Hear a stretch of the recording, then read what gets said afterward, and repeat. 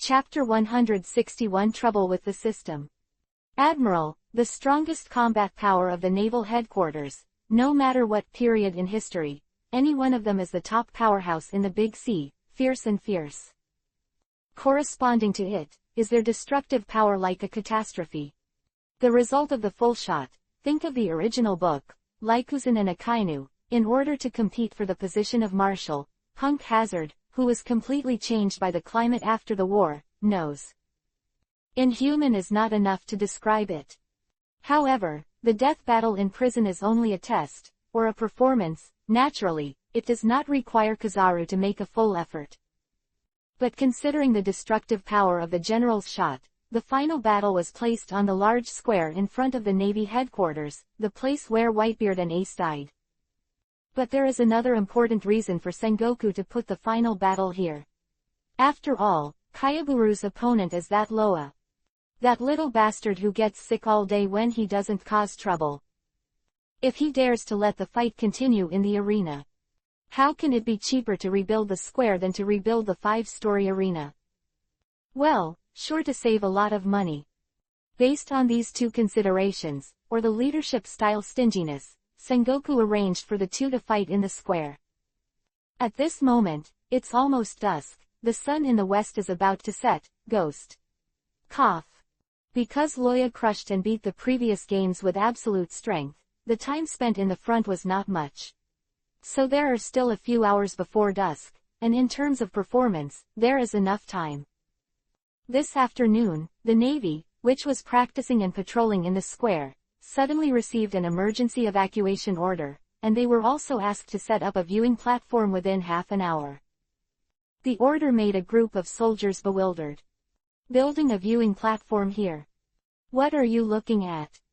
Blue sky Shirakumo, or warships in port. But as a soldier, it is his duty to obey orders. No matter how much doubts they had, they still carried the planks and stones nimbly, and quickly set up the viewing platform. Then, at this moment, they knew what happened. I am going to challenge the general. It's terrible, Lawson.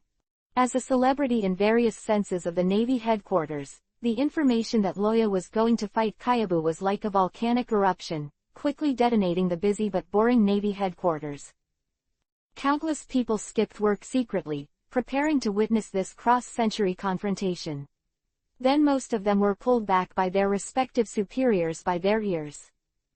But even if only 1/10 of them escaped the search, the number of soldiers gathered around the square at this moment was terrifying.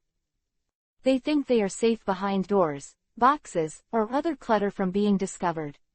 But those who can watch the ceremony at close range are not the best in the Navy. There is nothing to hide under observation hockey, and they will soon continue to be caught. Fortunately, these generals did not know which companies belonged to this group of unorganized and undisciplined guys. At the same time, the duel was about to start, and there was no time to continue to struggle. Simply let them gather and watch from a distance. After all, the two sides at war are real monsters, and the slightest aftermath is enough to kill people. Coming to the square, Loya saw such a scene. On the left-hand side, on the viewing platform in front of the headquarters fortress, Sengoku Zephyr and a group of headquarters bosses sat neatly on it, and the old god was there. Around the square, the lower-ranking generals were standing, shouldering the function of blocking the aftermath of the battle. At this moment, they were talking to each other and whispering, or staring at themselves intently. And on the right side of the square, a little far away, a large group of ordinary soldiers were crying and looking down, and they kept looking at this side.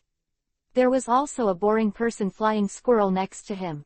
Whoever slowed down to go up would kick his butt. Tisk tisk, what a great style. It turns out that I am also the center of attention. Loya sighed, sucking the juice from the bucket. This was the last bucket he brought back from Kriswa Island.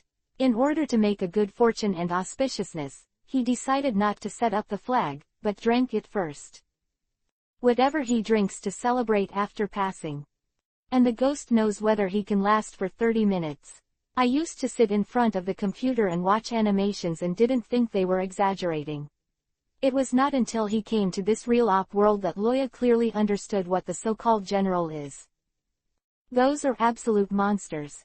Some people say that the person a person doesn't know the most is often himself. Loya expressed dissatisfaction with this. If it's character or the perception in the eyes of others, then he can't be sure. But if it is the understanding of his own body, Loya, who can skillfully use the 6 styles, has a strong self-confidence. So he knew very well how much his own strength was. For the decisive battle with Kizaru, he never thought of winning anything. That's too unrealistic, unless he can truly be the last skill brought by the Third Order Master. It's called Awakening Dragon King. That is what Zephyr and Aldo saw when they broke through a few months ago. In that form, he is the real opponent of these 3. After all, the general level is only a general concept, and there is also a clear distinction between strengths and weaknesses. Looking at the entire history of the Navy, the 3 Kuzans are also top-notch. While waiting for the preparation, Loya's thoughts diverged and he remembered his bigger troubles. Silently reciting Goldfinger to open his attribute panel, Loya sighed helplessly. Your sister. How can this be improved? On the property panel wrapped in the ice blue border, several lines of large characters are clearly displayed on it. Name: Christopher Loya. Status: Navy. Energy stage: Tier 3, 1%. Passive skills: Dragon Body, Dragon Power, Enemy of Life, Control of Ice, Dragon Might. Profound Truth skills: The Profound Truth of Dragon Extermination, The Land of the End, Profound Truth of Dragon Extermination, Tianyu comes. Yes, it's that simple. It is completely different from the previous list of a lot of attributes. There is no more magic total recovery speed skill icon and so on. And it not only reduces the content that can be viewed, but even the skills are only passive and profound, and even the active skill of pseudo-dragonization has disappeared. This situation makes Loya feel very difficult. You must know that according to past experience, each of those gray icons represents a skill that can be used without long-term learning, which can be said to be unreliable. But not anymore. Although the skills I learned in the past can still be used, I always feel that the interior has become a little different. In terms of game points, that is, skills that used to be able to be used only by clicking on the skill icon, but now you need to input operation instructions one by one, which becomes a hand rub. This is the feeling of going from O to King of Fighters 97. Even if the power is more powerful, Loya is always a little unnatural. However, the main source of Loya's worries is not the disappearance of the skill icon, but the dazzling 1%. This situation begins with Loya's victory over Jones, declaring the complete destruction of Crisvia. Although it was difficult, Roja was still full of the energy needed to upgrade while following the flying squirrel back, and was ready to break through from the Third Order 0 layer to the Third Order 1st floor. I was happy that day. Why did you become such a ghost? After finally finding the island to temporarily stop, Loya rushed into the grove, clicked to upgrade, and then nothing happened. Nothing happened. After that, Loya's attribute panel became this ghost. Now he doesn't even know how to increase this damn percentage, let alone continue to upgrade and accumulate energy. Fighting. On the way back, he fought with flying squirrels for 3 days and 5 days, and the Sea Kings who were killed by the aftermath of the fight needed to be counted with both hands and feet. Practice. Loya has never relaxed, and now he is a lot stronger than before in terms of domineering and dragon-slaying magic. External energy intake. His appetite is already terrifying, isn't it? I almost ate crying flying squirrels on the way back. However, no matter what you try, this percentage is persistent and stable at 1%, motionless. In this regard, Loya has a guess. Perhaps, it has something to do with that voice. There is only this guess. Whether it was the inexplicable familiarity or the anger that suddenly surged into his heart at that time, Loya felt that he should be held accountable. But because he didn't have a clue, after several tossing, he finally had to let it go and let nature take its course. And now, the abnormality of the property panel is obviously also related to that sound. This is the only explanation. The strength has grown slowly in the past few months, so in the face of Kizaru, Loya has no confidence that he can win. Chapter 162 Recruits vs Generals. Except for the trouble of the system, Loya said that everything else is normal, please rest assured. You should eat and drink normally, and your appetite will not be affected at all. He can still develop new dragon-slaying magic, and the magic power control is also handy, and he will not be overwhelmed. What's more, this state is what Roha wants, because this makes Roha finally feel that he is not sitting in front of the computer and playing games, but is really in the world of One Piece. In addition, with regard to the extra word of identity on the new panel, Loya believes that it is the effect of his fame in the sea. Before the destruction of Crispia Emerald Street, Loya's reputation was basically only spread in the naval headquarters, at most Chambord. Maybe there are several well-informed big pirates who also know him, such as Sand Crocodile. But as a recruit who hasn't gone to sea, it's good that others can remember his name. How come he is famous? Scavenger, Beard, because of the problem of the gold mine, naturally the Navy would not hype his record.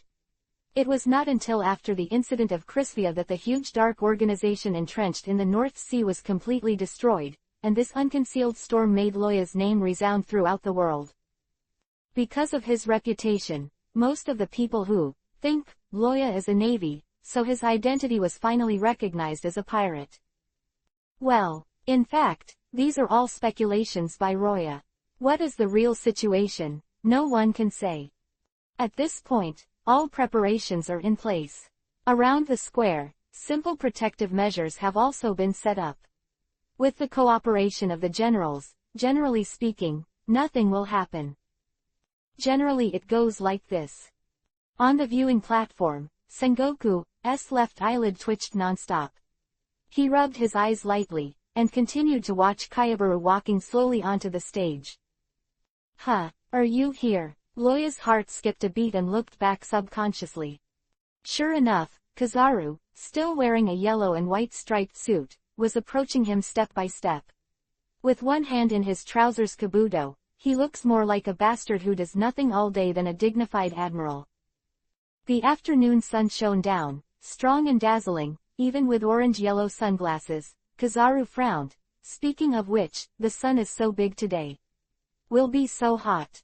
The weather is hot, so I just used ice cubes to cool down the temperature, General Yellow Monkey. Loya looked at him with a half-smile, raised his left hand, palm up, and a small ice storm condensed in his palm. I want a cup. Smoothies. Freshly made. It's so scary, Luo Yasong has spoken ruthlessly. Kizaru put on a scared look, and while he was talking, his index finger suddenly moved, and a golden ray suddenly shot out. Bang! For Kizaru's laser, Loya has only one feeling: fast, ultimate fast. Almost instantly, a strong explosion sounded, the gravel splashed, and Loya's position was immediately involved in the smoke. What? It was a sneak attack. Almost subconsciously, the flying squirrel was ready to go forward to seek justice for Loya. However, when he turned his head abruptly, he saw ZFA, who hardly changed his face on the viewing platform. So Observation Hockey quickly released it and sensed it. Is it blocked? That kind of lightspeed attack. Flying Squirrel murmured a few words, and calmly looked at the field. Yes, as the Flying Squirrel said, Loya blocked the laser. Whoa! In the smoke, a huge ice wing more than 10 meters high stretched out, and a pit on the ice wing proved that it was the one who blocked the attack for Loya just now. Stopped in the air for about a second, Bingy suddenly aimed at Kayabu's position and fanned over. It's also indecent to come and go, although I know you don't understand it, but this sentence is suitable for this. The first half was in Chinese, and then it was changed to the language of the world of One Piece. Call out. The outer side of the ice wing is a sharp ice blade, shimmering in the sun with an eerie edge. The ice wing waved, like a huge table knife, using the entire square as a cake, and easily cut off a large piece.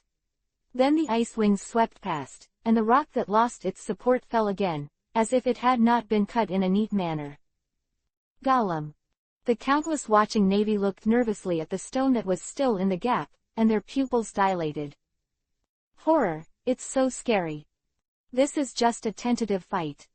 Yo, Luo Yasong, the power is good. Bing Yi's speed is naturally unable to hit Kyabu, the three generals. No, almost the entire One Piece world, I am afraid no one dares to say his speed above the yellow ape. As the fastest man in the world of One Piece, Bing Yi's speed can't even eat ashes. It wasn't until Bing Yi was about to stick to his face that Kizaru activated his fruit ability to leave. This was within Loya's expectations, and he was just venting his frustration at being attacked. Hearing Kizaru's voice, Loya stopped the release of magic power and put aside the ice wings. Then he turned around, looked cautiously at Kizaru who was digging out his ears not far away, and grinned. Where is it, General Kiera? Your laser is more powerful. Cough. At this moment, Sengoku stood up with an ugly face and coughed loudly, attracting everyone's attention. Seeing Kizaru and Roha looking over, Sengoku kept his face still, and his eyes were straight to the right. Huh. *2. Kizaru and Loya turned their heads to look, and immediately understood. Over there, a Navy soldier in charge of carrying a camera phone worm smiled embarrassedly, wanting to hang up the video but didn't dare. After all, the live broadcast has already started, and it has stopped now, and it is really telling the people on the ground that something is wrong. Seeing the big, unblinking eyes of the camera phone bug, Kizaru and Loya suddenly realized and nodded their heads. Sengoku felt that the two of them were almost there, so he spoke. At the same time, the Chambord Islands. As a famous tourist attraction, the Chambord Islands always have a steady stream of tourists.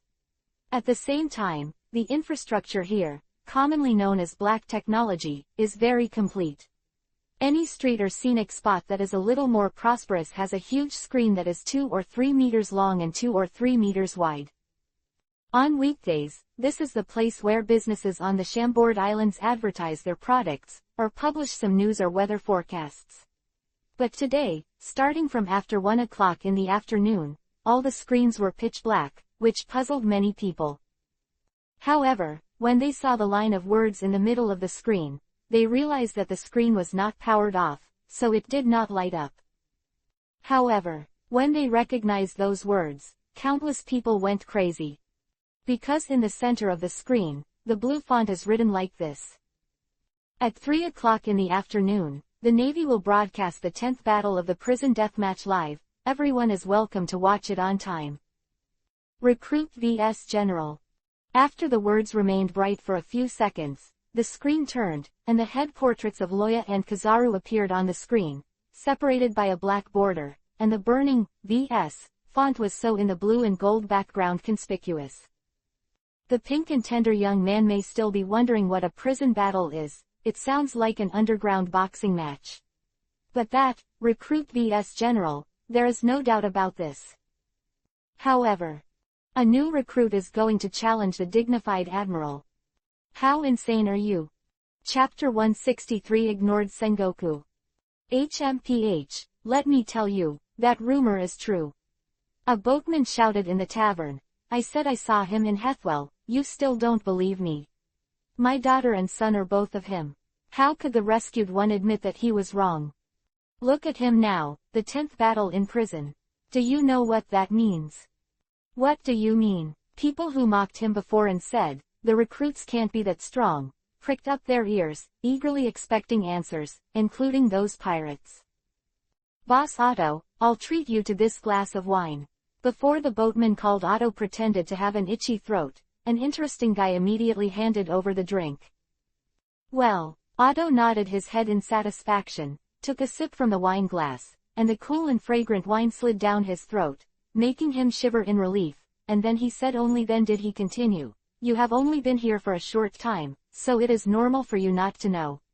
When you live 2 more years at sea around the Navy headquarters, you will often hear the term prison deathmatch.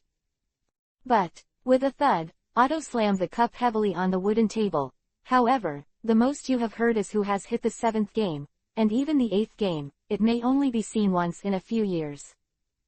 Just one thing you know, that's the 10th game, which means he beat the siege of 3 lieutenant generals.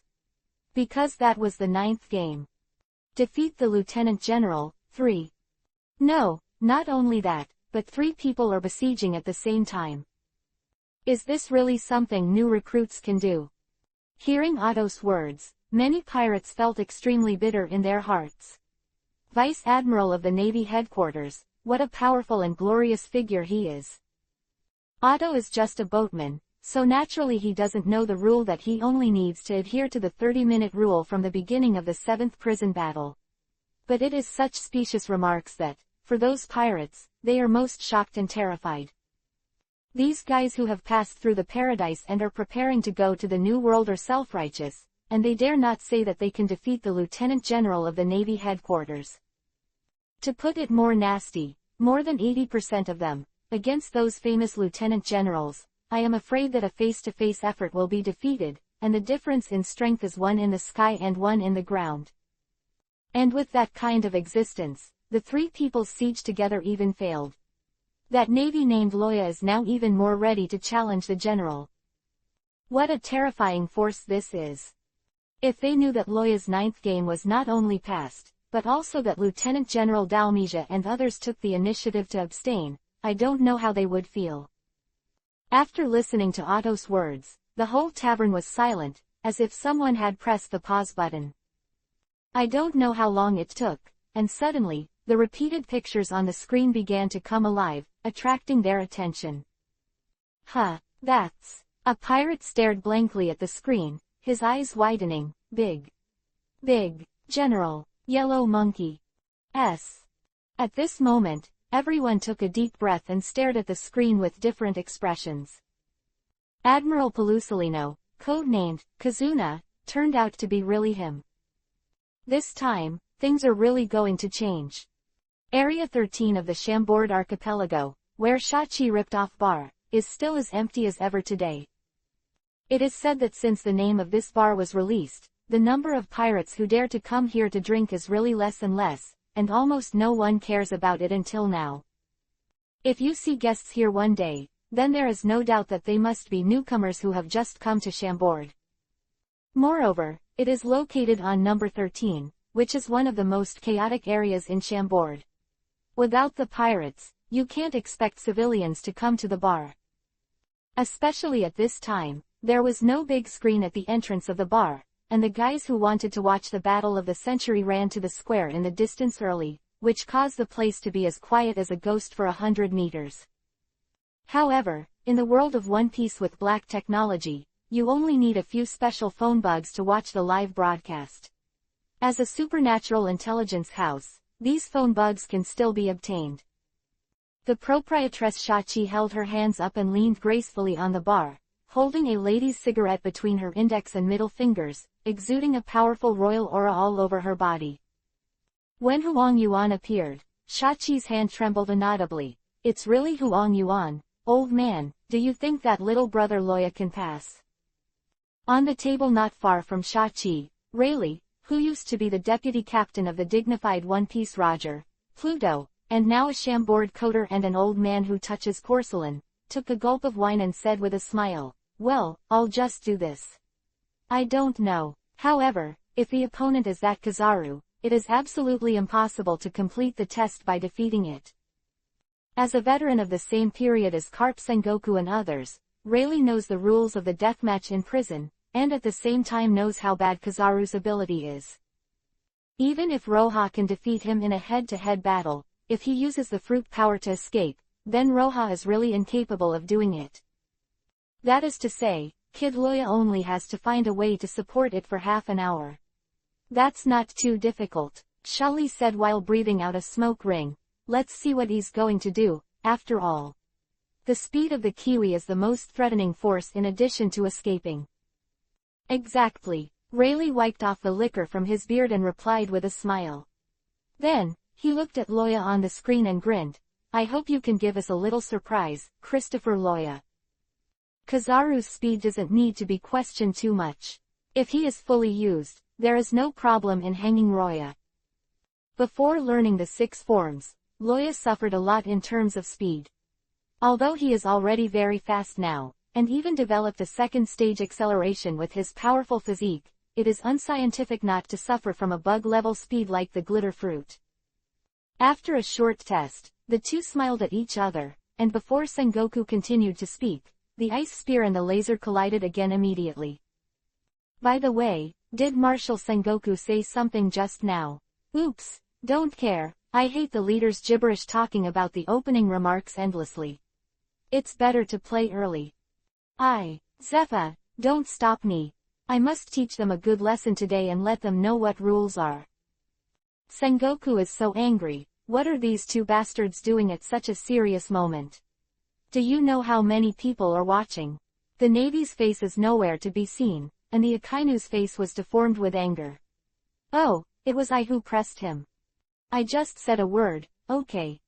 Holding his waist to stop Sengoku, Zephyr comforted him with a wry smile.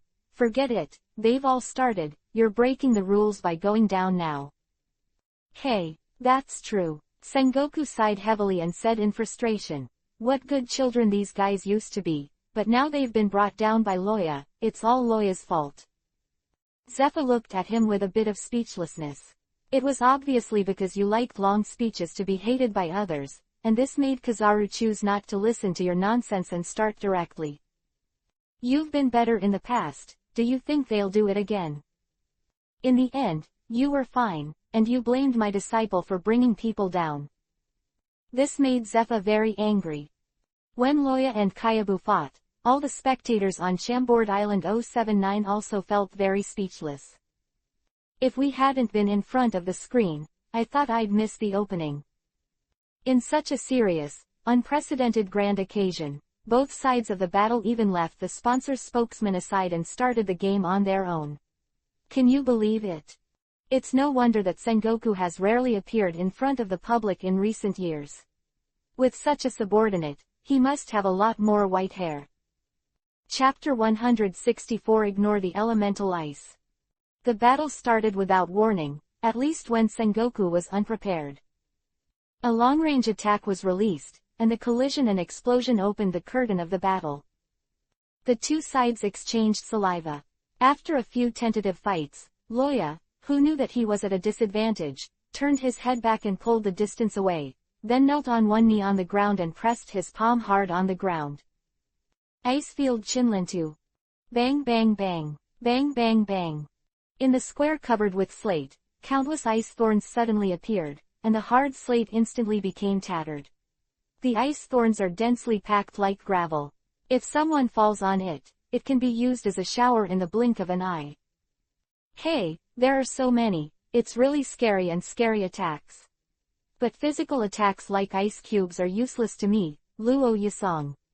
Kizaru said with a wretched laugh. The body quickly elementalized, ignoring Qian Lintu's ice thorns, and approached Loya. Of course I know, Loya replied softly, and then. Shave, moon step, second stage acceleration. In a blink of an eye, Luo Ya, who should have been in the distance, suddenly appeared behind Kizaru. His raised right fist shone with the power of an ice dragon, and the turbulent airflow told others, how powerful is this punch? So, this is just to keep you from landing, ice dragons. Ow, why? At this moment, Kizaru, who was in the middle of the forward charge, only felt a sharp pain in his feet, screamed in agony, and the body of the forward charge suddenly stagnated. It was like a vicious dog that was rushing towards the crowd. 1 second it was aggressive, and then the next moment it was pulled by the collar around its neck. It looked very funny. Snapped. Quickly propped up the ground with his hands to prevent himself from hitting the ice thorn, Kayabu looked back in shock. Sure enough, this pain was not an illusion, but something really hit him who should have ignored the physical attack. I saw an ice thorn on the ground that I thought was not threatening, and now it has penetrated his calf. Before the blood flowed down the wound, the cold air froze the surrounding muscles, pulling him to the ground like a hook. Why? While Kizaru was hit by the ice thorn, Sengoku and the others stood up in horror. The powerhouses of their level can see at a glance that Loya's ice thorns are not domineering. So, why is Kizaru injured? Almost immediately, Zephyr suddenly looked at Kuzan and asked, Kuzan, are you sure that Loya's ice can hit you because of restraint? Kuzan thought back silently, then spread his hands. I thought it was like this, but now it seems. He didn't finish his words, but what he wanted to convey was obvious. Looking at it now, Loya's ice, there are still many secrets. And, the injured kiwi is very scary and scary. Luo Yasong, I really underestimate you. Kazaru turned his head slowly, and Eternal's unchanging wretched expression finally became serious. He really didn't expect that in addition to hurting Kuzan, Loya's ice cubes could actually hurt the lighted tribute himself. So why exactly? Loha stared blankly at the scene in front of him, and the attack that was ready to go could not help but retract, but the movement was slow, and Roha's head was turning rapidly at this moment. I thought I could hurt Kuzan because my ice cubes were cooler than his and the freezing effect was stronger. But for the element light, this freezing is not enough to be a threat. Then the problem must be the ice cubes. If my ice cubes were any different. Loya raised his head, and the ice armor on his body quickly expanded, wrapping Loya in a thick layer of ice. Ice armor type 315 Violent Ape. Ow! This huge magical product suddenly appeared in the field, and suddenly let out a deafening roar. However, there was only one roar. In the next second, a golden light of more than 1 meter thick Jinchuriki column slammed into the ice storm ape in an instant, and then... boom! Fried. This is not a short-lived explosion like a laser, but a continuous explosion. The strong flash cannot be concealed even by the smoke and dust rushing into the sky. At this moment, even the sun in the sky appears bleak and becomes a supporting role. My liver, why are you still standing there? Hurry up and save the scene. Sengoku said viciously to the high-level officials around him. His appearance did not have the kindness of the past, no mistake. However, Sengoku is not worried about Loya being hit. Even if he gets angry and gets hurt, Kazaru will stay a little bit stronger. Loya may be seriously injured, but definitely not dead. What he was worried about was that the generals around the square could not block the aftermath of the explosion, not to mention the square used as a battlefield. The headquarters fortress would definitely be affected. The fight was so intense at the beginning. Kuzan reluctantly stood up. Then let me do it. For defense against explosions, ice cubes are more effective than magma. Having said that, Kuzan glanced at Akainu next to him, in exchange for a cold snort from the other side and a growl from Sengoku. Stop talking nonsense. Hurry up. Yes, let's do it now. Kuzan responded casually, his palms stretched out, palms forward. Ice Age. Click click. A gust of icy cold air that was not inferior to Loya blasted out, forming a thick wall of ice on the ground. Then the ice wall began to spread, starting from the viewing platform, and growing along the edge of the square to the left and right at the same time. The generals who were showing their magical powers to resist the aftermath of the explosion saw this scene, and jumped back decisively and left the place, letting the ice cubes spread past them, and heaved a sigh of relief. It's dangerous. I almost didn't stand it. Yes, this is the general. Out of danger, they are also relieved. However. By the way, are we locked out? Looking up at the thick ice wall more than 10 meters high in front of him, Flying Squirrel asked the Huoshao mountain beside him. Well, that's the case. Huo Shaoshan said, got up and jumped onto the ice wall, and then sympathetically glanced at the soldiers in the distance with confused faces. So, it's really a mistake not to set up a live broadcast screen in the headquarters. All soldiers. Back on the field, at this moment, Loya's position can no longer be seen clearly. There were explosions and flashes everywhere, and the golden light made Loya unable to open his eyes. What a strong local tyrant. At the moment of crisis, Loya made a rare spit. Crack, boom. At this time, there was a crisp sound from the ice layer outside. It was the sound that the ice cubes could not withstand the power of the enlarged version of Kayabu's laser and began to shatter. This is only 3 seconds at most, but in less than 3 seconds, the ice layer with a thickness of more than 1 meter was shattered by the yellow monkey. However, there is enough time. After complaining, Loya quickly released the magic power condensed in the body, and an inexplicable coercion burst out. The coercion was so strong that even if they were far apart, Kizaru still felt a tinge of heart palpitations. It's terrifying. Is this the momentum of Luo Yasong after the power erupted? The information given by Kuzan is inaccurate. Boom. Suddenly, Kizaru only felt that the laser had broken through, and there was no obstacle ahead. At this time, he knew that Loya had gotten out of trouble. This explosion was the sound of him breaking through the Violent Ape ice armor. This is also the reason why Roha chose to use the Violent Ape instead of the ice coffin to resist. He knew that he could not stop the attack, and only avoiding it was the last word. If you use the ice coffin, you will only delay your defeat. With Violent Ape, the huge size will make him rise to a height of more than 3 meters, avoid being on the same plane as the laser, and allow himself to have enough distance to accelerate after rushing out.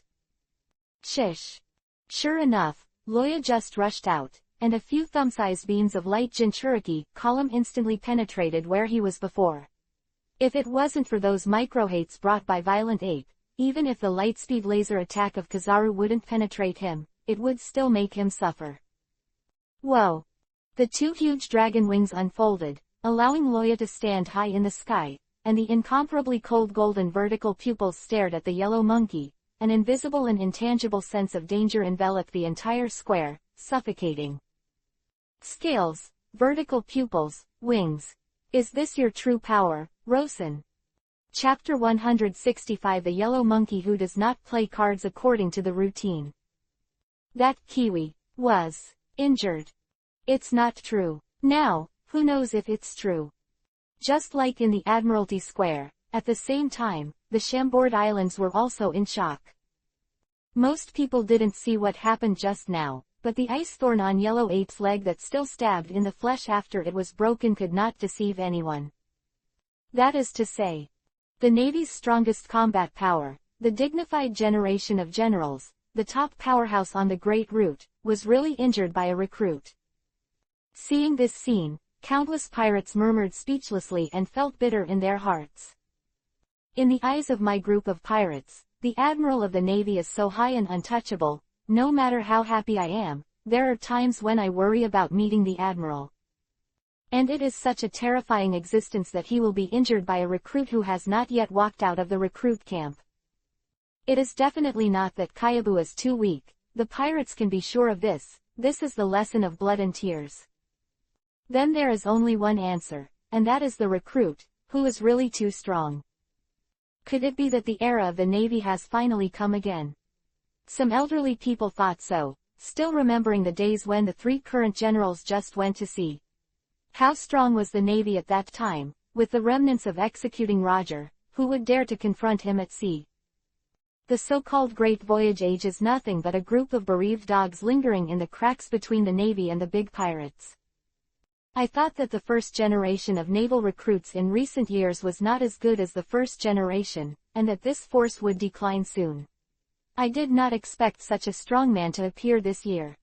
Not only did it come to the 10th game that no one had ever achieved since its establishment, but it also injured Kyabu shortly after the fight. The Navy headquarters is indeed the strongest force on the Great Route. At this moment, the thoughts of pirates and civilians were so consistent. It's just that after this idea appeared, the former felt unease and fear, while the latter only had peace of mind and worship. Behold, we are protected by such a powerful force. This is the purpose of Sengoku setting the 10th game as a live broadcast. Although the coverage area is not as wide as that of the top war, it is undoubtedly enough to create a reputation and deter pirates. The powerful enemies above the 8th floor of the Navy are all gathered in the New World. As long as they are famous in Chambord, the monsters of the New World will of course know about it. Even if they can't let them act from now on, it's enough to tell them that the Navy is still the behemoth standing above you. On the square, that inexplicable coercion was revealed for the first time in front of so many powerful people. That kind of aura of standing on the top, arrogant and proud, Sengoku and others have never felt even in the 5 old stars. The so-called dragon might be like the sea, and the dragon might be like a prison. Loya really got stronger again. Sengoku couldn't help sighing. Once upon a time, the momentum that would only disturb people's dreams had grown to the point where even he had to fight with 12% of his energy. The weaker general became short of breath at the moment when Loya erupted with dragon might. His face swelled to Yuhi's face, and he tried his best to continue to stand firm. This is not the kind of attack that goes straight to the spiritual level of Conqueror's Haki, it is simply the aura of a top predator. Dragon's momentum. Even the generals on the edge of the square are so unbearable, so what about Kizaru, who is less than 50 meters away from Loya? After saying the sentence just now, without waiting for the expected answer, Huang Yuan pursed his lips and smiled slyly. This time it's true, it's so scary, so scary. However, he was the most shocking one. In the face of Loya, who broke out with Longwei, he even felt that he would be killed if he didn't run. This is the feeling that Whitebeard can't make him feel. Thinking like this, Kizaru raised his foot, and a light Jinchuriki column shot out from his foot. Light speed kick. If you can really kill yourself, you will find out by trying it. The golden light Jinchuriki column cut through the air, leaving a shadow on the retina, and came to Loya in a teleportation. As expected of a shining fruit, even if this speed does not have the true speed of light, there is no opponent in the One Piece world. Luo Ya's mind turned sharply, and an ice wall appeared in front of him. However, it's just that the speed of the beam is fast. Due to the physical problem, the speed of the Japanese ape itself is not fast when it launches an attack. Bang! The explosion continued to sound, and the solid ice wall only slightly blocked it for a second before it burst open. In the original book, Kyabu once kicked off an Alchiman Yuhi tree in Shampoo Field. It was a huge tree with a diameter comparable to that of a small town, and it was kicked off by Kizaru, which shows the power of Kizaru's light speed kick. The ice wall can block for a second, which has exceeded Loya's own expectations. Shave. Moon Step. Second stage acceleration.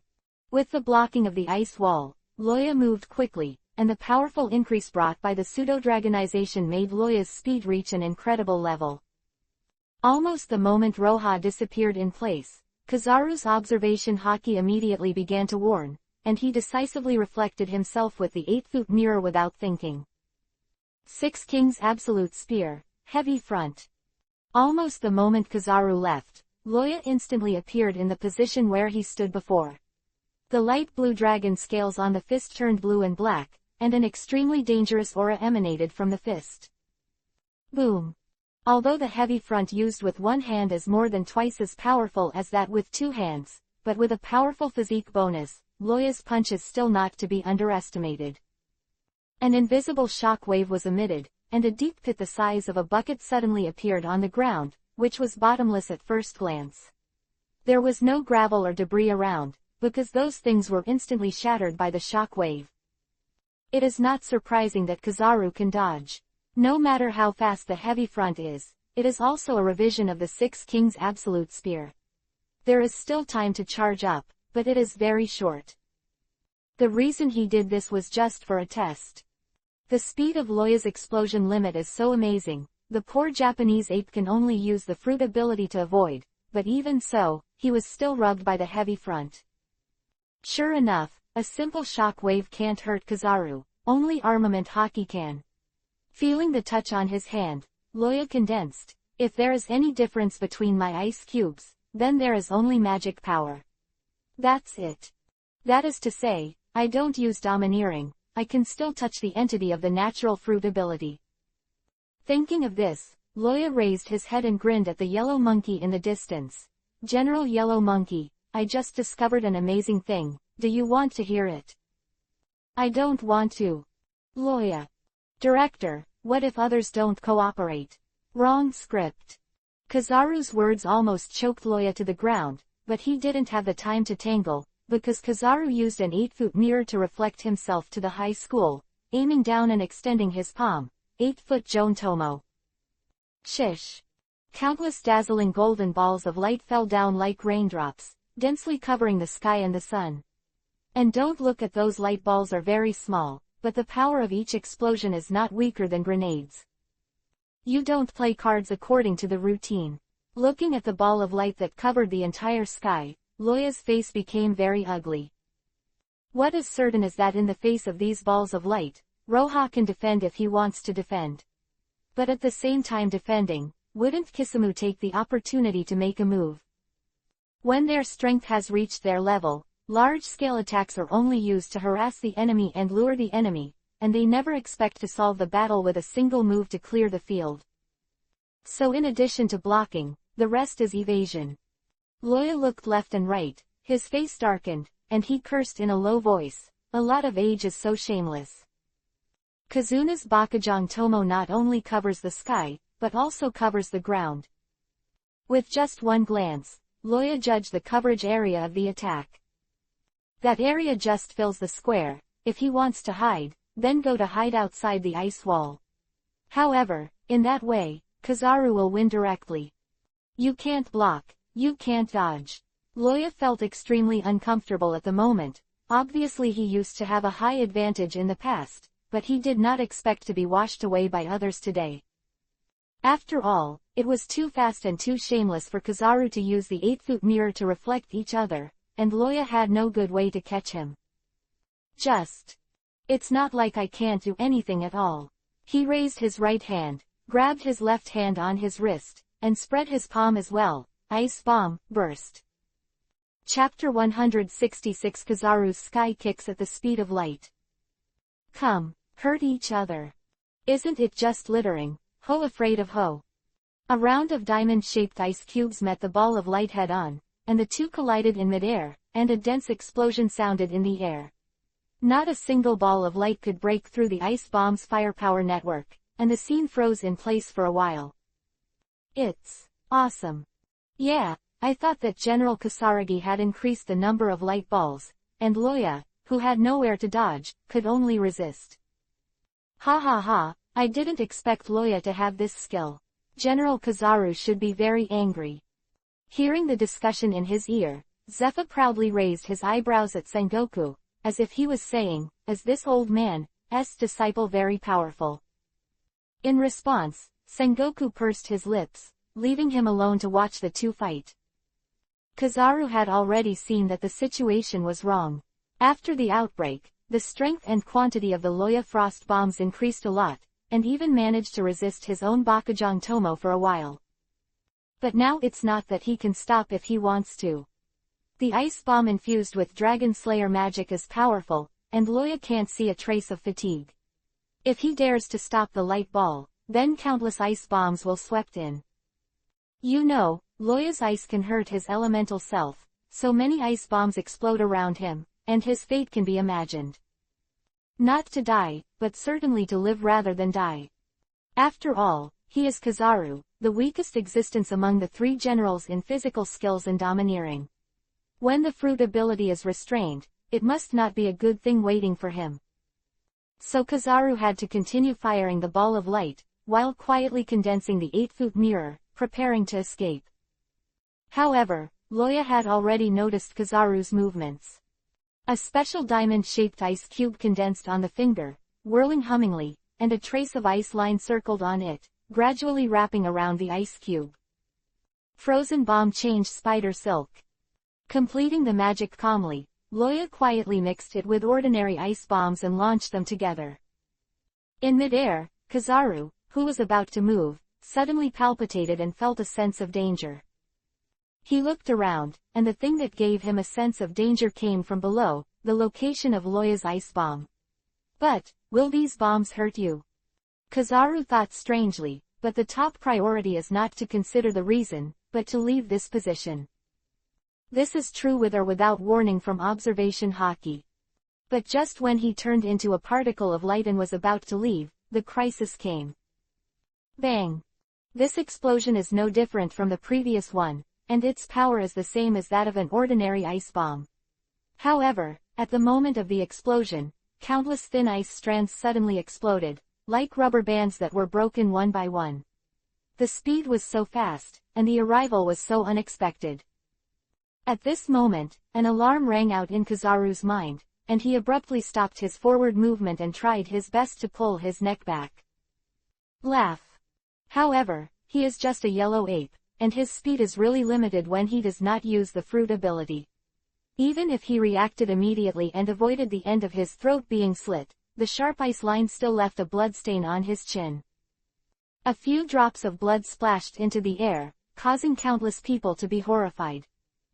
This is his meow. Is it that the yellow ape is too weak or Luo Yutai is strong, and it hurts the yellow ape again? Including Sengoku and the others were also silent, unable to return to their senses for a long time. However, it's really good to die, Loya. Kudong glanced at Loya, whose eyes were full of the pleasure of the trick, and silently pulled down his blindfold. As I said, the irritated Kizaru, but it's good. Terrible, terrifying. As for the expression, I'm sorry, and I'm sorry, Kuzan couldn't really tell anything from that scaly face. However, he could clearly see Kizaru's expression. It was an ultimate black, darker than armament hockey. It's really powerful, Loya-song. Once the blow was successful, Loya suspends the attack. That is, at this moment, Kizaru slowly pulled back the upper body that was leaning back, staring gloomily at Loya below. Anyone with a discerning eye can see Loya's plan. There is no chance of winning if he fights for a big move, so he plans to rely on the speed and strength brought by the deformation to suppress Kizaru and support it until the end of the assessment time. The fact that the ice cubes infused with magic power can injure a person with natural ability is just a pleasant surprise, adding a bit of possibility to the success of his plan. However, as an admiral of the Navy, it would be a joke if Kizaru would be so easily targeted by a taijutsu powerhouse. The change in the aura on Kizaru couldn't hide from Roha's perception, almost subconsciously, and the surging dragon's might erupted violently. Boom! The surrounding air began to vibrate, and waves of enormous pressure surged in all directions, slapping everything around it repeatedly like waves. Click! The ground was pressed into a big pit by this force, and the bursts of tearing power crawled on the ground, tearing the square into deep ravines. Is it possible to do this with just coercion? In the stands, Sengoku and others were all dumbfounded. But this is not the point. The most important thing is that from the beginning of the battle to the present, Loya showed nervousness for the first time. What did he find? The guys thought strangely. In the next second, Kizaru gave the answer. 8-foot mirror, firmament. With the arrival of the voice, a golden light collided with Loya at a speed that was absolutely impossible to dodge. The latter couldn't make any countermeasures at all, and the whole person was instantly knocked into the air, and it flew out like lightning. Bang! A second later, there was a deafening gas explosion where Loya stood. Can't the full power of Longwei be stopped for even a second? The muscles and bones of the whole body were shaking, and the pain was incomparable. Loya reluctantly opened his eyes, and the dragon wings behind him quickly stretched out. Clang! The 2 dragon wings were inserted into the ground, leaving 2 long dents on the ground. Kizaru's attack this time is so powerful that even if the dragon wings have submerged most of the ground, it only slows down the speed of flying backwards. 8-foot mirror, the second section of the sky. Hearing the voice echoing in his ears, Loya suddenly found that he flew out again. Then, the intense pain is transmitted to the brain, and the air forms an air film around the ear, but nothing can be heard. He felt as if his internal organs were being grabbed and tied with his hands. The pain was unbearable, and he couldn't even breathe hard. However, it's not over yet. 8-foot mirror, third section of the sky. Fourth paragraph. 5 paragraphs. 5 golden rays of light Jinchuriki column drew a standard 5-pointed star in the sky, and the last kick sent Loya into the sky fiercely. The final stage, the sky kicks at the speed of light. Half of his body in the air turned into particles of light, and was blown backwards by the wind brought by the movement, as if he was wearing a golden cloak of light. With Kizaru's violent drink, his right foot slashed down on Loya's back. Hum. A thick golden light Jinchuriki column with a diameter of about 50 meters suddenly appeared, reaching the sky and the earth, like a giant Jinchuriki column, which shattered the clouds in the sky and erected it between the sky and the earth. This terrifying scene was printed in everyone's sight, and everything was silent. Taking advantage of the second before the light Jinchuriki column exploded, Zephyr whispered, "Sengoku, how much does it cost to rebuild the headquarters fortress?" "Go away The next moment, mixed with the roar of Marshal Sengoku, the sky-high light Jinchuriki column exploded. Boom!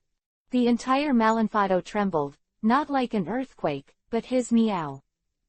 In just an instant, several hundreds of meters high waves swept up and spread out from Malinford, so frightened that the warship that had just left the port rushed back.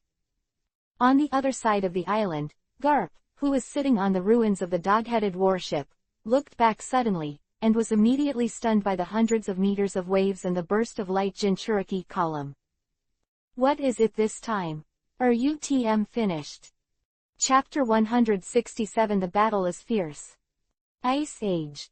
Big Spitfire. Buddha's impact. The three most powerful men of the Navy on the field shot together and fired several attacks, successfully containing the spread of the explosion. With their lead, the rest of the lieutenant generals and other generals also took action, blocking those who could block the explosion, and those who couldn't save people. For a time, everyone was very busy, and the entire marine fodder was in full swing. This is the power of the general. In a single blow, they all perished. Even Loya can do things like destroying the island, not to mention the Kizaru who is stronger than Loya. But it was hard for everyone watching the ceremony. As expected, they didn't come to the show to be a melon eater at all, but to wipe their ass. Where's the bastard Kapuna? Is it in the dead toilet? At this time, Sengoku suddenly remembered that there was an unreliable but powerful guy on his side that was gone. It's been an hour or two since then, so it's time to come back when you get on the tuba, right? He is not a devil fruit person, can he still fall into the cesspool and drown? Having managed to control his balance so as not to fall off the viewing platform, Lieutenant General Crane complained and looked towards the square. Even Kyabu is so messed up. How did you become a marshal, Sengoku? How to be, of course, to sit and be. Sengoku is full of thoughts, and it's none of my business if my subordinates don't listen to greetings and cause trouble. It's not that you don't know that my marshal has always been very aggrieved. Hey. After finishing a set of combos, Kizaru tapped the ground with his footsteps, venting the inertia of his descent. He glanced left and right, especially staying on the cracked outer wall of the headquarters for 2 more seconds, then he patted his head and said insincerely, "Oh, it seems to be a bit too much. I'm really sorry. Marshal Sengoku." "Humph, it's fine." Sengoku held his hands with a smile on his face, and said with a bad expression, "The repair cost will be deducted from the annual military budget allocated to you. You see, you are 500,000 a year. Bailey, should it be paid off in 6 years, or is it a one-time compensation of 3 million Bailey?" Jong is still old and hot, and Sengoku came up with this plan in a blink of an eye, which can not only teach Kizaru a lesson, repair the fortress, but also kill the chickens and show the monkeys. What? Wouldn't the repair cost be that much? This price was arbitrarily set by me. Of course, it can't be that much, but I just want to blackmail him. Who can help me?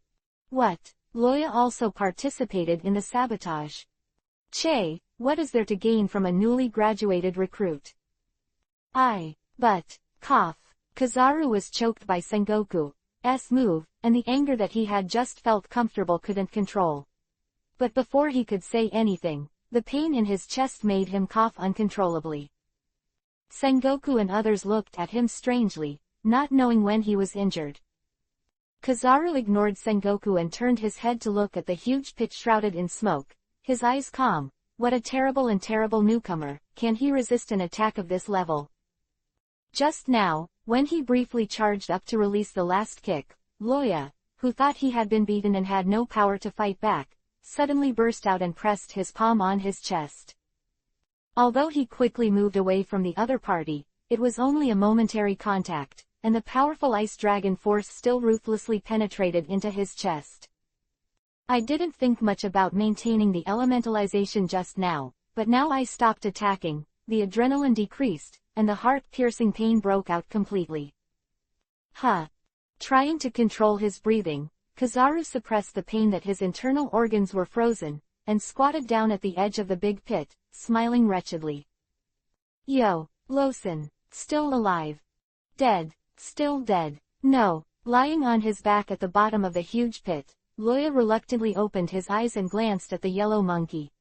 But just as he said the words, the severe pain from his body made him shut up again honestly. It's just too strong. This is Loya's only feeling. Facing the outburst of Kizaru, the speed he was proud of was useless.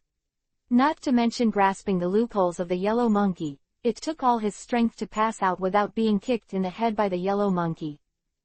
What kind of yellow monkey body technique is weak and easy to be targeted? You try to compare the speed with a light. With his own weaknesses so obvious, if Kyabu didn't have a way to deal with it, how could he become a general?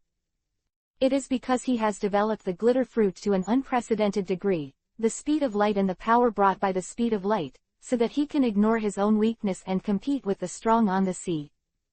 Loya's plan was wrong from the beginning. He should rely more on the magic that can attack the body of the yellow monkey, rather than the overconfident physique. In order to resist Kasaragi's last kick, Roha had all his trump cards, and all the iron ice armor armament Haki got on. But even so, he still did not stop. All the means of defense were shattered in an instant. The hard dragon scales were the last line of defense. At this moment, Madara became dripping with blood, and it shattered into a large piece, proving the result of the hard resistance attack. But that's not the end. There is still a chance to win.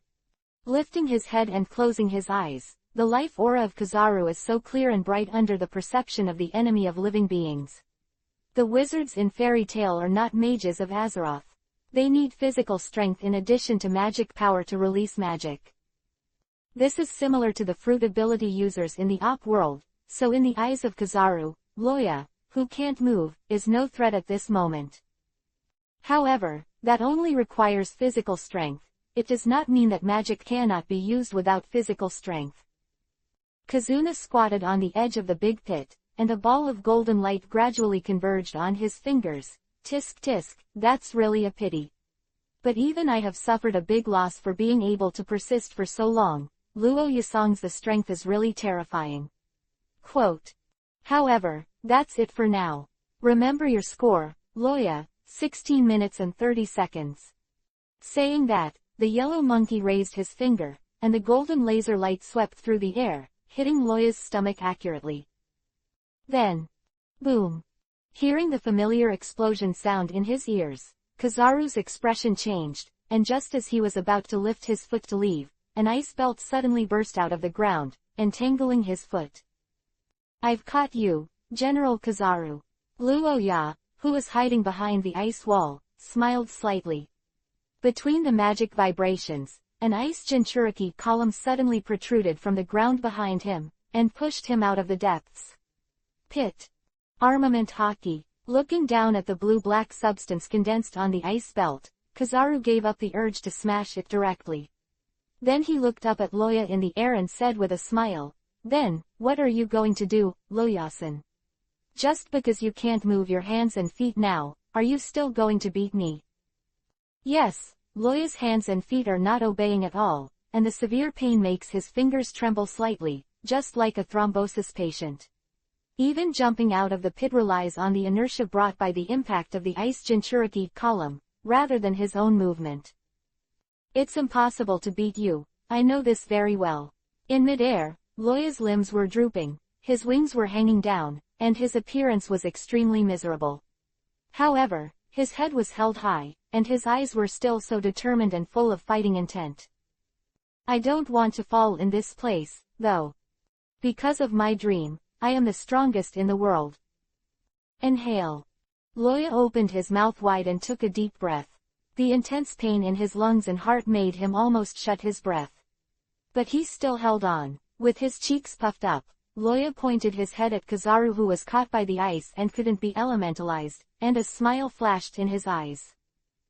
Then, a blue magic circle appeared in front of him. Ice dragons. Roar. Are you trying to fight back while I can't get elementalization? It's a good idea, but too naive. Kizaru roared, raised his hands and aimed at Loya. Laser. Chapter 168 Powered Exoskeleton. This time the laser is more powerful and faster. In just a short moment, the ice tornado collided with the laser at zero distance, and the terrifying explosion immediately wrapped the two of them in. In the stands, everyone was dumbfounded. Anyone can see that at this moment, Loya has lost the ability to move, and even opening his mouth has to suffer indescribable pain. The neat and tidy dragon scales were tattered and incomplete, which proved how serious his injuries were. But even so, facing the dignified general, he still did not lose his fighting spirit. Any strong person has a character that matches it. To have power without heart is to be a fool. To be empty of mind without power is stupidity. Zephyr suddenly opened his mouth and said in a deep voice, "Have strength and heart, perseverance and never give up. This is what a strong person should have." The rest of the people didn't know why Zephyr said these words suddenly, but they all affirmed the truth in this sentence. Indeed, any strong man, a respected strong man, has a character that matches his strength. They have seen too many so-called geniuses who are talented but lacking in heart, and they have also seen too many wizards who are full of ambition and go their own way.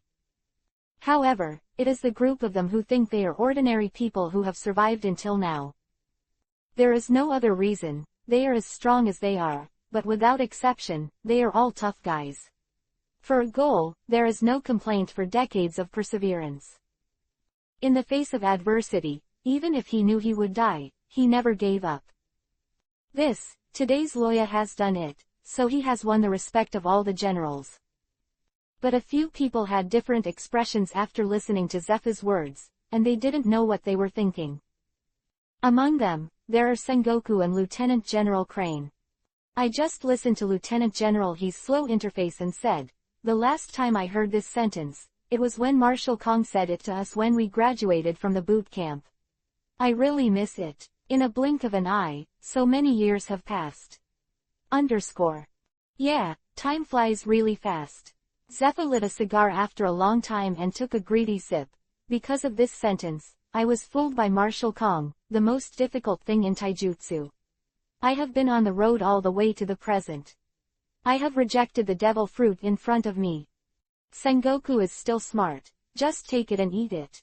Zephyr looked at Sengoku beside him, and said with a teasing, "Sure enough, you were the smartest at that time. Unlike me and Carp, you only know how to use try to solve the problem." Quote. Ha ha ha, who told me to be a genius since I was a child? I also won the championship of the calligraphy competition. Sengoku was dumbfounded at first, and then laughed out loud. The three old men chatted about this, completely ignoring the two sides fighting on the field. In fact, is there any need to continue to pay attention? Of course not. From the moment Loya decided to continue fighting, all doubts and suspicions turned into clouds and disappeared. The Loya they wanted, the performance they wanted to see, the moment Loya attacked, they already got the answer. Winning or losing is the most important thing at this moment. The roar of the ice dragon meets the laser, how earth-shattering the picture is. Large chunks of rubble were blown away and smashed heavily against the ice wall made by Kuzan. The two did not even cancel each other out, and a terrifying explosion occurred as early as the moment of contact. The ice tornado quickly exploded, forming an upside-down bowl, strangling everything inside.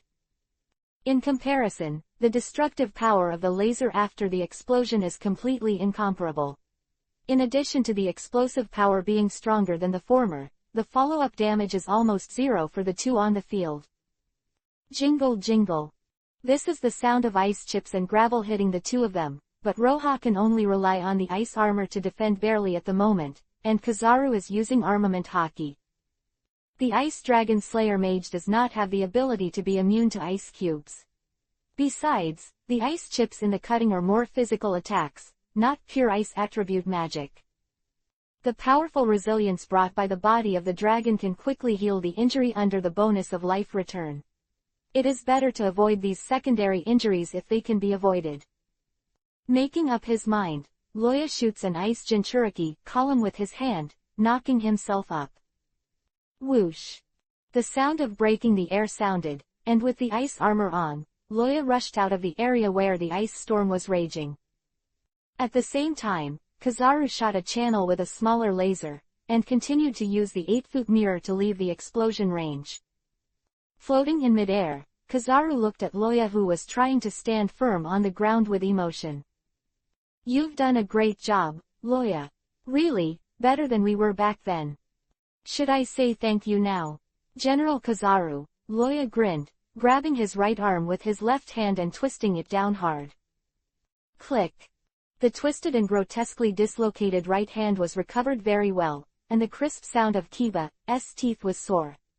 But let alone screaming throughout the process, Loya didn't even change his expression. After doing this, Loya felt the condition in his body, and his heart was still cold. No, the injury is still too serious. Even with the powerful recovery brought by the body of the dragon, you won't even think about moving for an hour. Although Loya looked miserable, the main injuries were basically all trauma, and the dragon's body recovered quickly. But reality is not a game, and wound healing is not a Yuhi bottle. No matter how fast it is, it will take a certain amount of time. And now, what he lacks the most is time. Under the condition that there is no 1 out of 10 in strength, he is undefeated for 10 minutes from the hands of the General Kizaru. Even Loya, who is fermented, does not report any expectations for the success rate of this task. Unless the yellow monkey releases water. Fart. Speaking of this Loya, I get angry, knowing that he is not his opponent, but he is still like taking the wrong medicine. This is a yellow ape. The Admiral of the Navy even said that the level of the Admiral is an extremely high figure. Is his ultimate move so easy to match? This is also Loya. If a guy with a weaker physique comes over, he will definitely be in the emergency room now. Until now, Loya hadn't noticed the problem. It was his provocation that made Kazuna take an angry shot. Otherwise, as he said, Kizaru will definitely release water, and if you want to persist for half an hour, it is like playing. But it's too late to say this now. Kayabu is already angry. He was successfully attacked several times by an ungraduated recruit in the open and secretly. Where do you let him put the face of a dignified general? However, although he was angry, Kizaru would definitely not exert his full force. That would not be a test, but a murder. So, he will set a threshold for the power he needs to exert. As long as this threshold is reached, Loya can pass. However, what is this threshold? If it was before then, of course you should say thank you, Christopher Loya. Kizaru had a relaxed, mad smile on his face, but now you don't need to. Look at you. It should be uncomfortable to look like this. I'd better let you go to the infirmary early. Quote. As he spoke, Kizaru stretched out his hand obscenely, and hundreds of thousands of dense light balls rushed towards Loya. 8 feet Joan Tomo. S. Looking at the golden ball of light flying all over the sky, Loya had only one word to say. MMP. How stingy are you? Didn't it just resist your move and give you a wave? You are taking revenge, right? Absolutely yes. Loya's current situation is very bad, not to mention firing ice bombs like before to withstand the attack, even moving is difficult. Kizaru saw Roha's physical condition, so he chose to use this powerful Wideria attack instead of the concentrated laser. Its purpose is self-evident, just to be angry with Loya. Aren't you very good at fighting? Isn't it pissing me off? Then now you come to bite me. The ancestors said that the face is born from the heart, and the wretchedness of the yellow monkey is engraved in the bones. However, Loya won't sit still. The ice armor on his body quickly spread, twisted, and walked up and down his body. The ice armor at the joints became hollow, and 2 lever-like things appeared there. At the same time, the levers are connected by several ice-made screws. What is this? The changes on Roha's body couldn't escape Kizaru's sight. He stared blankly, not understanding what Roha was doing to reduce the coverage of the ice armor at this time. Afraid it doesn't hurt enough. After completing the transformation, Loya smiled silently at Kizaru. The battle continues, come and experience the power of technology. Frost Armor 217 Type Power Exoskeleton. See above. Chapter 169 for victory. Chapter error, click here to report. Powered exoskeleton. I seem to have heard the term. Kizaru touched his chin with one hand and thought, but his right hand was still aimed at Loya and released a light bullet. As the general in charge of the Naval Science Unit led by Zon Taumaru, there is the existence of Vegapunk. Kizaru must have heard of this thing. Of course, it is very likely that it is a magic version that combines local characteristics and customs. But whether he has heard of it or not, that's what Loya said anyway, and this thing has a nice name, and it's actually similar to a prosthesis. This was the inspiration for his trip to Beihai. Speaking of Beihai, the most famous thing in the original book is probably the Vinsmoke family where the chef Sanji belongs. And the Vinsmoke family is most famous not for the war business, but for their human modification technology. With those skills, the Vinsmoke family once ruled the North Sea by force, with great prestige. Of course, the exoskeleton made by Roha is naturally not as powerful as their high-tech equipment. Not only the flexibility and strength can't increase the body, but after a long time, it will leave dark problems due to unscientific structural problems. However, for the resilient Loya, this problem is not a problem. Now Loya's body can't move at all, it's just right to use this thing in this situation. Hearing Kizaru's self-talk, Roha quickly adapted to the manipulation, controlled the ice armor to drive his body, and turned back to avoid the dense ball of light coming towards him. Tisk, it's terrifying to have no culture. How on earth did you lead the scientific troop at this level? Loya shook his head, as if he was regretting something. Click. Kizaru wrinkled a cross on his forehead, and said without a smile, Luo Yasong, what did you just say? Guess what? Boom. The answer to Loya was a laser, and the light Jinchuriki column shot out, and Loya, who had lost his previous flexibility, flew backwards. After flying in the air for a few seconds, Loya smashed heavily on the ground, sliding all the way, leaving a deep ravine in the square like an old ox plowing. It seems that although I can move again, Loya's speed has slowed down a lot. On the stand, Kuzan, who was attracted by silence, turned his head and saw the figure lying on the top of the ravine at a glance. Tisk tisk, as expected of Loya, he can die like this in this situation. Hearing this, Sengoku and the others nodded in agreement. That little bastard's temperament that he didn't put on Fang Jawa for 3 days, it's really weird that he doesn't die one day. But to be honest, I thought that the ice armor on Loya's body would allow him to move normally as before. If he can really do that, it would be tantamount to an extra life in battle. But, I didn't expect the effect to be so weak. Sengoku smacked his mouth regretfully. Unfortunately, if this is the only way, the battle may be over long before he can regain his mobility. No one doubts what Sengoku said. And the situation on the field can be seen by anyone with a discerning eye. Now Loya is just delaying time. When Kyabu gets tired of playing, he can solve the battle in a few times. That's not necessarily true, Sengoku. At this moment, Admiral Suru suddenly said, attracting everyone's attention.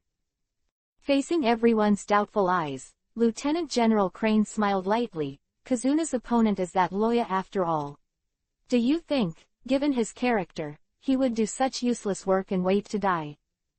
Absolutely not. Asterisk 2. Kuzan and Zephyr have a deep understanding of this, because every time Roha needs to use his brain to foreshadow, his opponent is often either Kuzan or Zephyr, and they are the ones who suffer the most. Therefore, the two have the deepest understanding of Loya's cunning degree, and can best give the answer. That's right. Lieutenant General Crane clapped his hands and spread out. Just watch it patiently, I believe that the battle will not end in the dawdling. Just when Kuzan and the others were talking endlessly because of General Crane's words, Loya had been hit by Kizaru several times. Bakujang Tomo can only be used to clean up trash, not to decide the victory or defeat of the general level. You try again. Kizaru raised his hand relaxedly, and balls of light were launched from the palm of his hand, and the Roha below him screamed again and again. At first, Kizaru was very proud and relieved. Boom. Let you attack me. Boom. Let you count on me. However, as time went on, the more he fought, the more flexible Roha's movements became, and he didn't know whether he was familiar with the operation of the ice armor or what. Anyway, when Kizaru found out that the situation was not right and stopped attacking, Loya's speed had reached about 30% of the previous level. What the hell is going on? Kizaru frowned, looking at Loya who was slumped on the ground below, cautiously not choosing to continue attacking. Feeling that the surroundings were quiet, Roha looked up at Kizaru strangely, and said with a smile, "Huh. Why did the attack stop?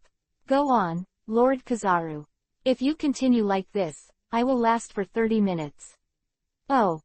Don't worry, don't worry."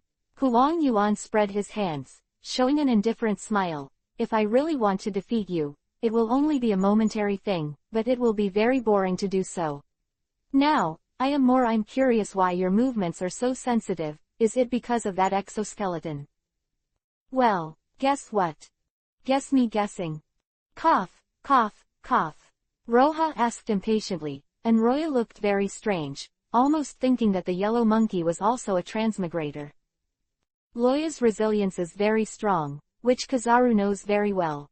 And through the information that Kuzan learned, the opponent's resilience will be stronger after the dragon scales are exploded. In a simple protracted battle, even Kuzan will lose, because Kuzan's physical strength will be used less and less, but Roha can replenish as much as he uses. However, he is very clear about how powerful his own skyspeed kick is.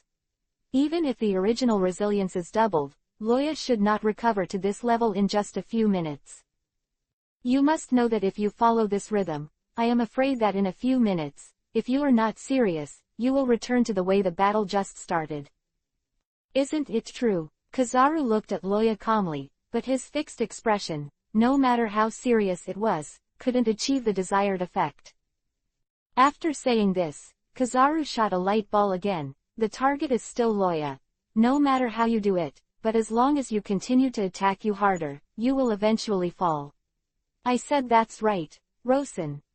Probably that's right. Roha responded with a dodgy look, and continued to control the ice armor to drive his body to avoid.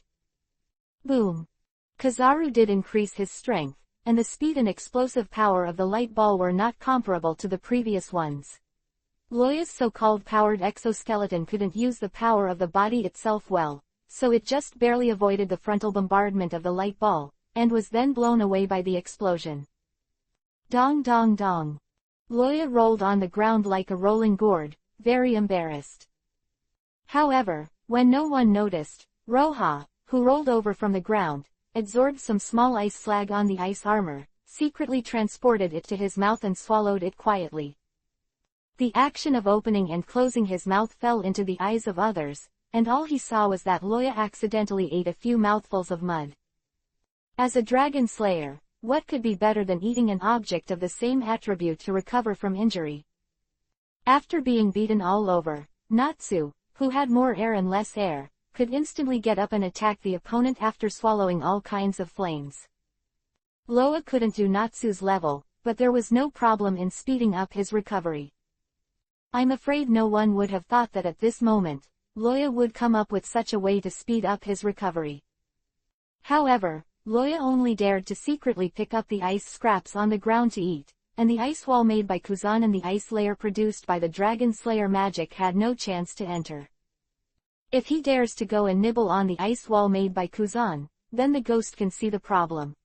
In his current state, once he is seen through by Kizaru, he will not have a second chance. And that piece of frozen ice, because of magic, the magic power inside is well preserved, and there is still no sign of drifting away. Just hold your stomach. Only the debris on the ground, The ghost knows whether it is the debris splashed on the Kuzan ice wall or the debris created when the magic is released. Can it be restored if swallowed, and it can be done unconsciously. It's just. This behavior is very unsightly, extremely unsightly, and even a beggar is worse than a beggar. In this regard, Loya thought bitterly, humph. Now let you be happy for a while. When I recover from my injury, I will definitely give you a big surprise. I am preparing for the third shift today. First, I will make up for the 700 owed. After all, I only remember the reward and the update in the small book. I am afraid that I will forget it. Obviously I owe the fourth watch, but I actually said the day before yesterday that I owed the third watch. Announcement. Free app for Android. Support Android, Apple. Say goodbye to all advertisements. Please pay attention to the WeChat public account to enter the download and install Zuoping Shuji Press and hold for 3 seconds to copy. Add bookmarks for easy reading. Chapter 170 Mystery vs. Mystery. I thought that after Kizaru stepped up the offensive, Loya would soon be defeated. But beyond the expectations of Kizaru, the entire Navy, and the melon-eating people watching the live broadcast, in the face of Kizaru's non-stop onslaught, Loya not only was not defeated, on the contrary, he even became more and more energetic. Kizaru deliberately aimed at Loya's joints, and the ice armor on his left leg was accidentally beaten to a pulp. He thought that this would stop Loya from continuing to dodge, but what he didn't expect was that the leg that couldn't move a few minutes ago was now able to move. Moreover, that speed has a bit of pre-injury taste. So what's the situation? Kizaru said to himself, is he absorbing my light to restore his injuries? No, it's not. Looking at the big pits blasted by the light ball around, Kizaru quickly denied his guess. Loya is an ice dragon fruit, which has nothing to do with my fruit ability. Quote. So, where is the problem? Ice dragon, ice dragon, ice. Suddenly, Kizaru felt as if he had caught some clues. He turned on observation hockey with all his strength, trying to sense everything around him. Boom. In the face of Kizaru's attack, Loya was knocked out again and stuck tightly against the ice wall on the edge of the square. But he struggled out quickly, pushing hard against the ice wall, dodging the next attack from Kizaru. Just. This is. Kizaru widened his eyes, looking at the unnatural dent on the ice wall in surprise. But soon, an inexplicable smile appeared on the corner of his mouth. I see, I caught you, Loya. At this time, Loya didn't know that Kizaru had discovered his little secret, and at this moment he even said that he was a little excited. I'm so lucky, I was hit and flew to the ice wall. These ice cubes made by Kuzan without any magic power mixed in them are definitely the best supplements for his ice dragon slayer. Pretending to be inadvertent, Loya slammed a large piece on the ice wall, and carefully swallowed it with kiwi on his back. That look is like a child who secretly eats a cookie for fear of being discovered, and then swallows it without chewing it in his mouth. It's just that he has been very careful and cautious, but the dent on the ice wall is definitely not the impact caused by the impact is still so clearly visible. People who didn't pay attention to ice cubes basically don't care about these things with the same background, but as the other party in the battle, Kizaru thinks more. Can you quickly recover from injury just by swallowing ice cubes? This ability is indeed quite good, it really deserves to be an ice dragon. Kizaru looked wretchedly at Loya, who was flexibly avoiding the light ball below, and smiled slightly, but now that I have discovered it, do you think you still have a chance? Loya. Thinking like this, Kizaru jumped up high and came to the sky above the square. What is he going to do? On the ground, Roha looked suspiciously at Kizaru, who suddenly stopped attacking. For some reason, he always had an ominous premonition. What happened next was just as he had guessed.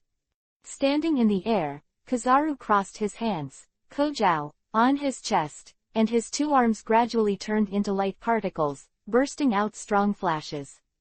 The flash was so intense, it was almost just a breath of time, and the entire body of the yellow monkey was shrouded in a halo, turning into a circular cocoon of light. From Loya's point of view, Kizaru in the sky is like the sun at the moment, dazzling and hot. Etc. Hot. Loya had some guesses about what Kizaru was going to do. As a person with the ability to flash fruit, although the yellow monkey basically uses the speed of light brought by this fruit to fight, everyone knows that the light of the yellow monkey is also hot. And, unlike the constant high temperature of the Akainu lava fruit, when countless lights gather together, the heat generated is enough to melt steel. Since even real steel can melt, it must have the same effect on ice cubes made by magic. If Kizaru is not a general, and the glittering fruit has not been developed to the level of awakening, I am afraid that it will not have enough strength to gather enough light. However, as a general, Kizaru is qualified no matter how he looks at it. It's too shameless. In just a split second, Loya understood. He cursed in a low voice, no longer bothered to hide his strength. Shave, moon step, second stage acceleration. With a hard kick under his feet, the tattered ground suddenly exploded, and the whole person suddenly turned into a black line, rushing towards the ice wall in the distance. As for stopping Kayabu, Loya said that he would not do such an irrational thing yet. At first glance at this posture of the yellow monkey, he knew that it was going to expand again. Before he regained his strength and could use the Dragon Slayer profound truth, Roha had no certainty to stop the opponent. Rather than betting on luck to destroy Kayabu's power storage, it is better to seize the time to eat more ice cubes. As long as his magic and physical strength recover, he can better deal with the next attack. Boom! The air exploded, and that was the sound of Loya stepping on ice cubes in the second segment of the air. In the blink of an eye, he slammed against the ice wall, opening his mouth and biting on it. At this moment, an eerie sense of danger suddenly rose. In the sky, Kizaru had turned into a real sun, and bursts of heat radiated from his position, and even the air began to tremble under the high temperature. After completing the charge, Kizaru smiled slightly. He was almost completely elemental at the moment, and he could only see this relatively large arc of expression. Come and feel the warmth of the sun, Rosen. Sunlight. Click. In that huge light cocoon shell, a gap suddenly cracked. In that gap, endless rays of light could not wait to drill out, forming golden rays. The speed of the ray was extremely fast, and it came to the ground almost instantly. These rays are like a knife that burns Yuhi, easily pulling bottomless scratches on the big piece of butter in the square. But this alone is not the end. Roha can feel the huge and violent energy inside the light cocoon. That is a force that is enough to destroy the sky and the earth. Once it erupts, I am afraid that this square will disappear. But here comes the problem. It seems that the yellow monkey is indeed ready to do that. The next moment, not as expected by Roha, the cracks on the light cocoon became more and more, the rays became thicker and thicker, and then, rumbling, exploded. Friends who have swam should know that after diving, the body is tightly wrapped by the seawater. Loya feels that way now. It's just that it's not the warm and comfortable seawater that wraps him, but the terrifying heat wave. Tick-tock. In the face of Kizaru's big move, the ice armor on Roha's body melted immediately, which was a situation he had never encountered before. The skin dries quickly, the throat becomes hoarse, and the eyes do not dare to open. With every breath, Loya feels that his internal organs are about to be cooked. But even in this case, he had to avoid the lasers that were condensed from time to time in the air. It was an attack that was not controlled by Kayabu and was simply formed by countless light particles. Weird, impossible to guard against. Trying to spit out a mouthful of turbid air, Loya seized the time, stuffed the incompletely melted ice cubes into his mouth, and swallowed hard. If you don't think about it, you will really be roasted. No, it's burnt. But fortunately, after such a long performance, after swallowing the ice cube, his physical strength and magic power have almost recovered. The wounds on his body were still very painful, but they did not affect the battle. The replenished magic power was quickly mobilized, and a faint blue energy circled in Loya's palm. He shouted loudly, "Today is already hot, don't use this trick. Let me cool you down. Go." The profound truth of slaying the dragon, the land of the end. Laugh. Loya slammed a grip, and an extremely cold force quickly spread out. The field of ice spreads silently around, freezing everything around in an instant. It's just that it's different from the scene on Crisvia Island. At this moment, this trick has one more opponent, an opponent with its attributes. Bang! The two forces of extreme heat and extreme cold collided in midair, forming a large black area. Crack! Rumble! A purple lightning bolt rushed down from the dark clouds, making a deafening explosion.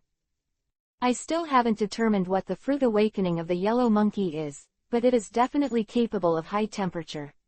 After all, in the original novel, the wounds caused by the attack of the Japanese ape are all scorch marks. Open black lens bracket stand hands close black lens bracket. The mixed-race female anchor forgot to turn off the camera after the live broadcast. Private_life video was exposed. Please pay attention to the WeChat public account to watch online. Minume 222, long press for 3 seconds to copy. Chapter 171 The Turn of the Century of the Yellow Monkey, the third update, various requests. The two forces strangling each other on the field, the magnificent momentum is like the end of the world, daunting. But the magic is that it is such a scene that gives people the feeling of being as refreshing as the spring breeze. Not so cold, but not so hot either. There is such a balance between the two. As this, Loya's power. As early as when the light cocoon exploded, Kuzan's ordinary ice cubes melted clean. Jumping down from the ice wall, this is what the flying squirrel saw when he looked back. The heat and the cold collided, making the sky over the square half golden and half blue and white, looking very beautiful. But in between, there were occasional bursts of purple lightning that showed how dangerous something lay beneath this beauty. However, the flying squirrel turned to look at the viewing platform covered by an ice umbrella, and the corners of his mouth twitched. You guys are really too brave. The ice umbrella was made by Kuzan to avoid the heat on his side, but although it resisted the heat wave from overhead, it did not protect against the cold current from below. The intense stimulation of hot and cold made Sengoku sneeze violently. Ah Kai. Rubbing his itchy nose, Sengoku asked Lieutenant General Crane expressionlessly, how much does it cost to rebuild the square? Crane. Although I couldn't hear what they were talking about, seeing Sengoku's expression, the flying squirrel can be sure of one thing, that is, Loya and Kayabu are going to be unlucky. All right.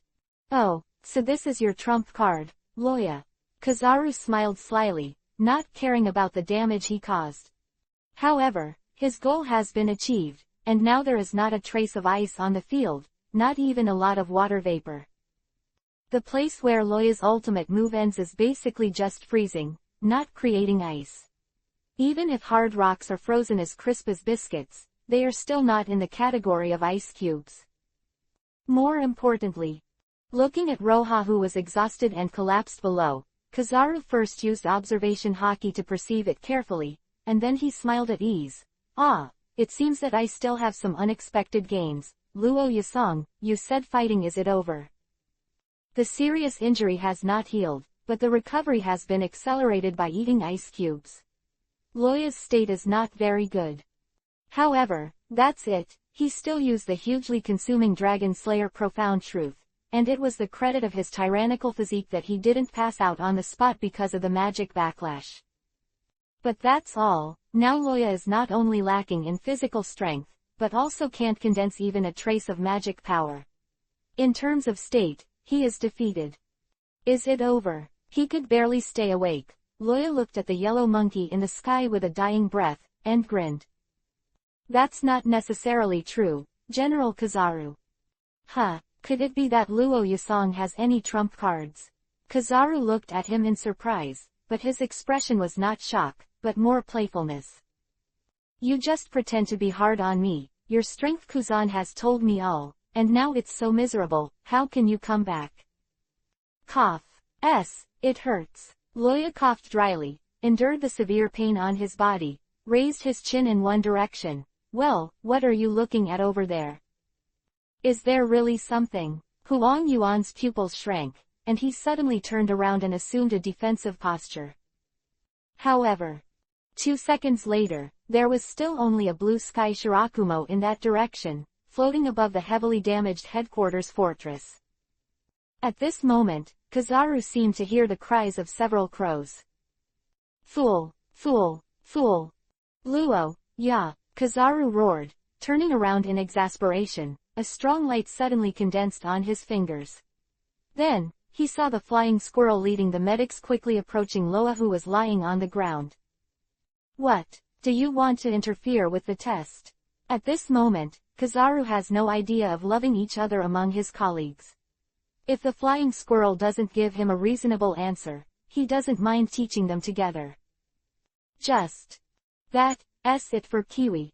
A purple spiky-headed old man appeared beside Kiwi, held his shoulders, and fell with him.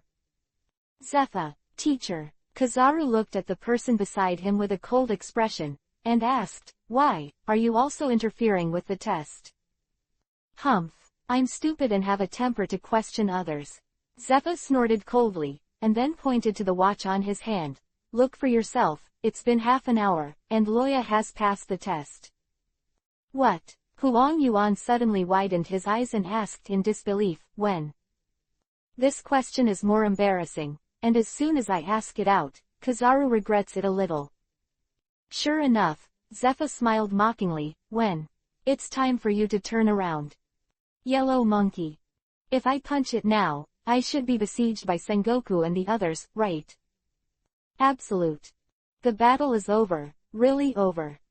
Lying on the stretcher, Loya was still in a trance. I am successful.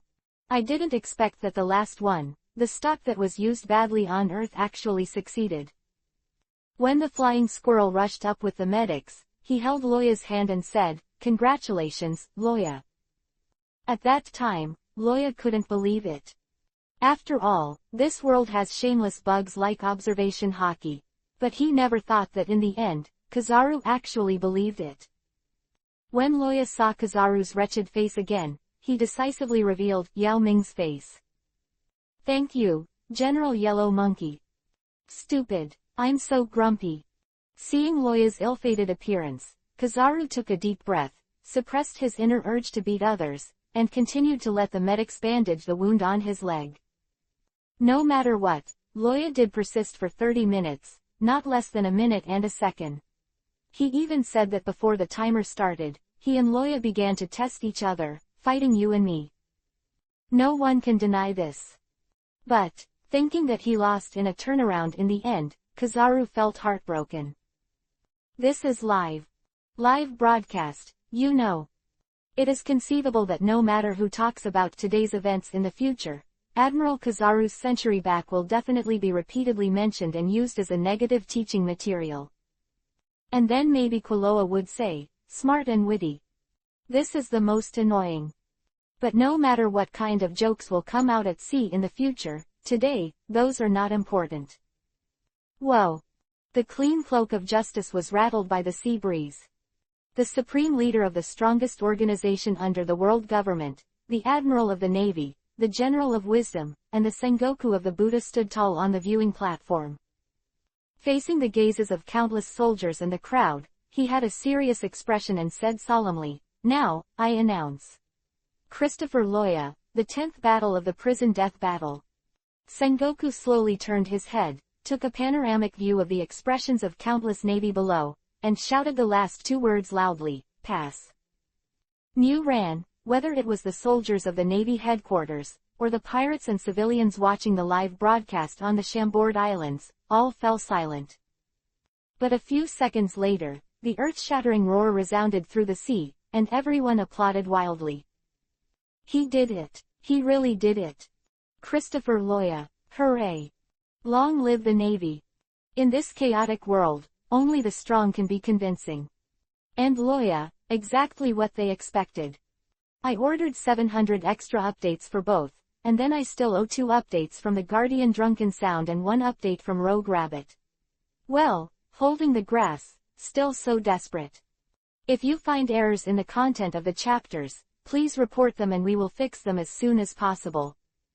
For more exciting content, please pay attention to Big Schoolbag new domain name.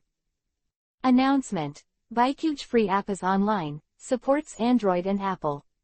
Please pay attention to the WeChat public account to download and install Anbenheji, press and hold for 3 seconds to copy. Chapter 172 Saving Private Garp.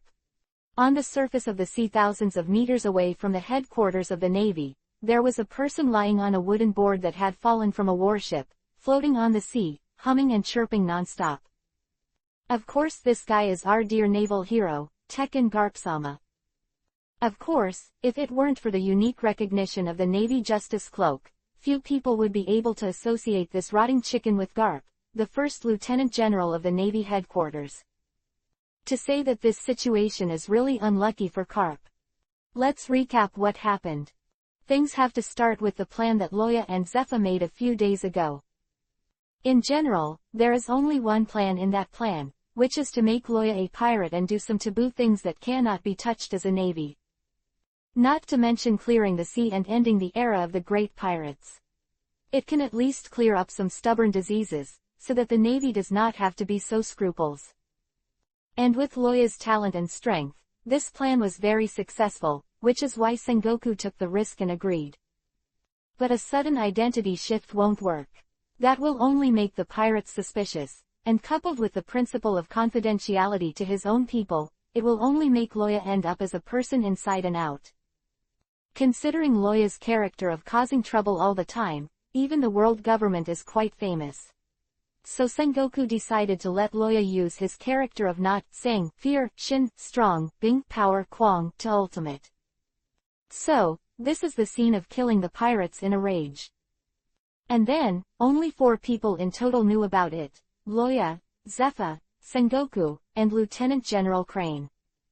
Originally, Sengoku was going to inform Garp, but considering Dorig's problem, he didn't tell him in the end. At that time, Garp only thought that Loya was ruthless, and he was likely to be the next Akainu. In addition, Ace once said that he wanted to trouble Loya. In order to prevent his lovely grandson from being killed by Loya, Garp was going to go to sea to find Ace and avoid a series of things from happening. After all, Ace's true identity is truly earth-shattering.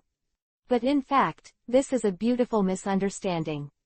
If you really meet Ace, under the influence of the original book of the previous life, Loya will definitely not treat Ace. Even if we really want to do it, at least we have to wait until ASL gathers again to take pictures and take pictures. However, Sabo is already a member of the Revolutionary Army at this moment, and it is not very difficult to take this group photo.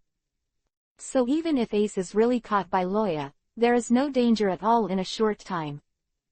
But these things Garp doesn't know. He only thought that Loya was too murderous, and in order to prevent his beloved grandson from being caught, he resolutely chose to go to sea secretly behind everyone's back. In order to avoid being discovered, he also deliberately went to sea secretly from port number 7, which had not been used for many years. Result. First, it was bombarded by Loya's Tianyu, and the entire warship was directly paralyzed and scrapped. Garp was stunned at the time. In desperation, he had to give up the warship, let his subordinates go back along the ice road, and figure out how to get the ship to go to sea. But who would have thought that after Loya, Kizaru opened up again? Once the waves with a height of 100 meters were photographed, the soldiers who were carrying supplies on the boat would have to turn into flesh mud at the first sight. So Garp could only continue to shoot, punch against the waves, and that's it. Garp is all right, nothing at all. I'm just tired and don't want to move. Beep. A warship came slowly from a distance, and there were still some scratches on the hanging flag. They were one of the warships that returned when the waves crashed. Facing the sudden waves, their good military literacy allowed them to hide in a safe haven. But even so, the hull was not lightly traumatized. Fortunately, the damage was not serious. With just a little check, the warship was allowed to continue to sea. At this moment, on the deck of the warship, several soldiers were on duty carrying guns in disinterest. I don't know if the result is okay, they can go out on the mission with peace of mind, and then learn about the situation through the newspaper, and send blessings or sympathy to Loya. However, After knowing that Loya has completed the unprecedented 10th battle of the prison death battle, letting them go to sea will undoubtedly cost people their lives. When I thought of the grand inauguration ceremony in a few days, I and others could not participate. I felt as if there was a kitten fishing, and it was very itchy. Standing guard or something, it's completely useless. In this regard, the officers on the warship have nothing to do.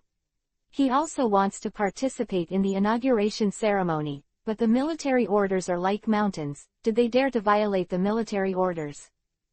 Anyway, it is still around the headquarters. There is no danger, just let them go, and if you are lazy, you will be lazy.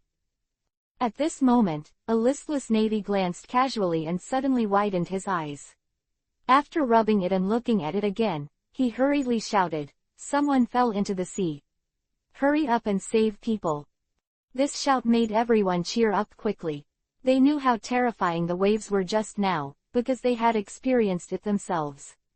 And in this area, most of those killed were their colleagues.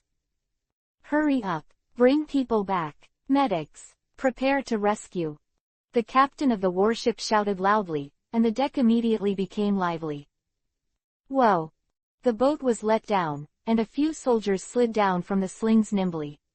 Rowing the boat, the group soon came to the victim, but immediately, they stopped. Look at that cape. This thing, this one seems to be Mr. Garp. Squatting on the boat, a Navy poked Garp carefully with his fingers and asked in a low voice, "That, Mr. Garp.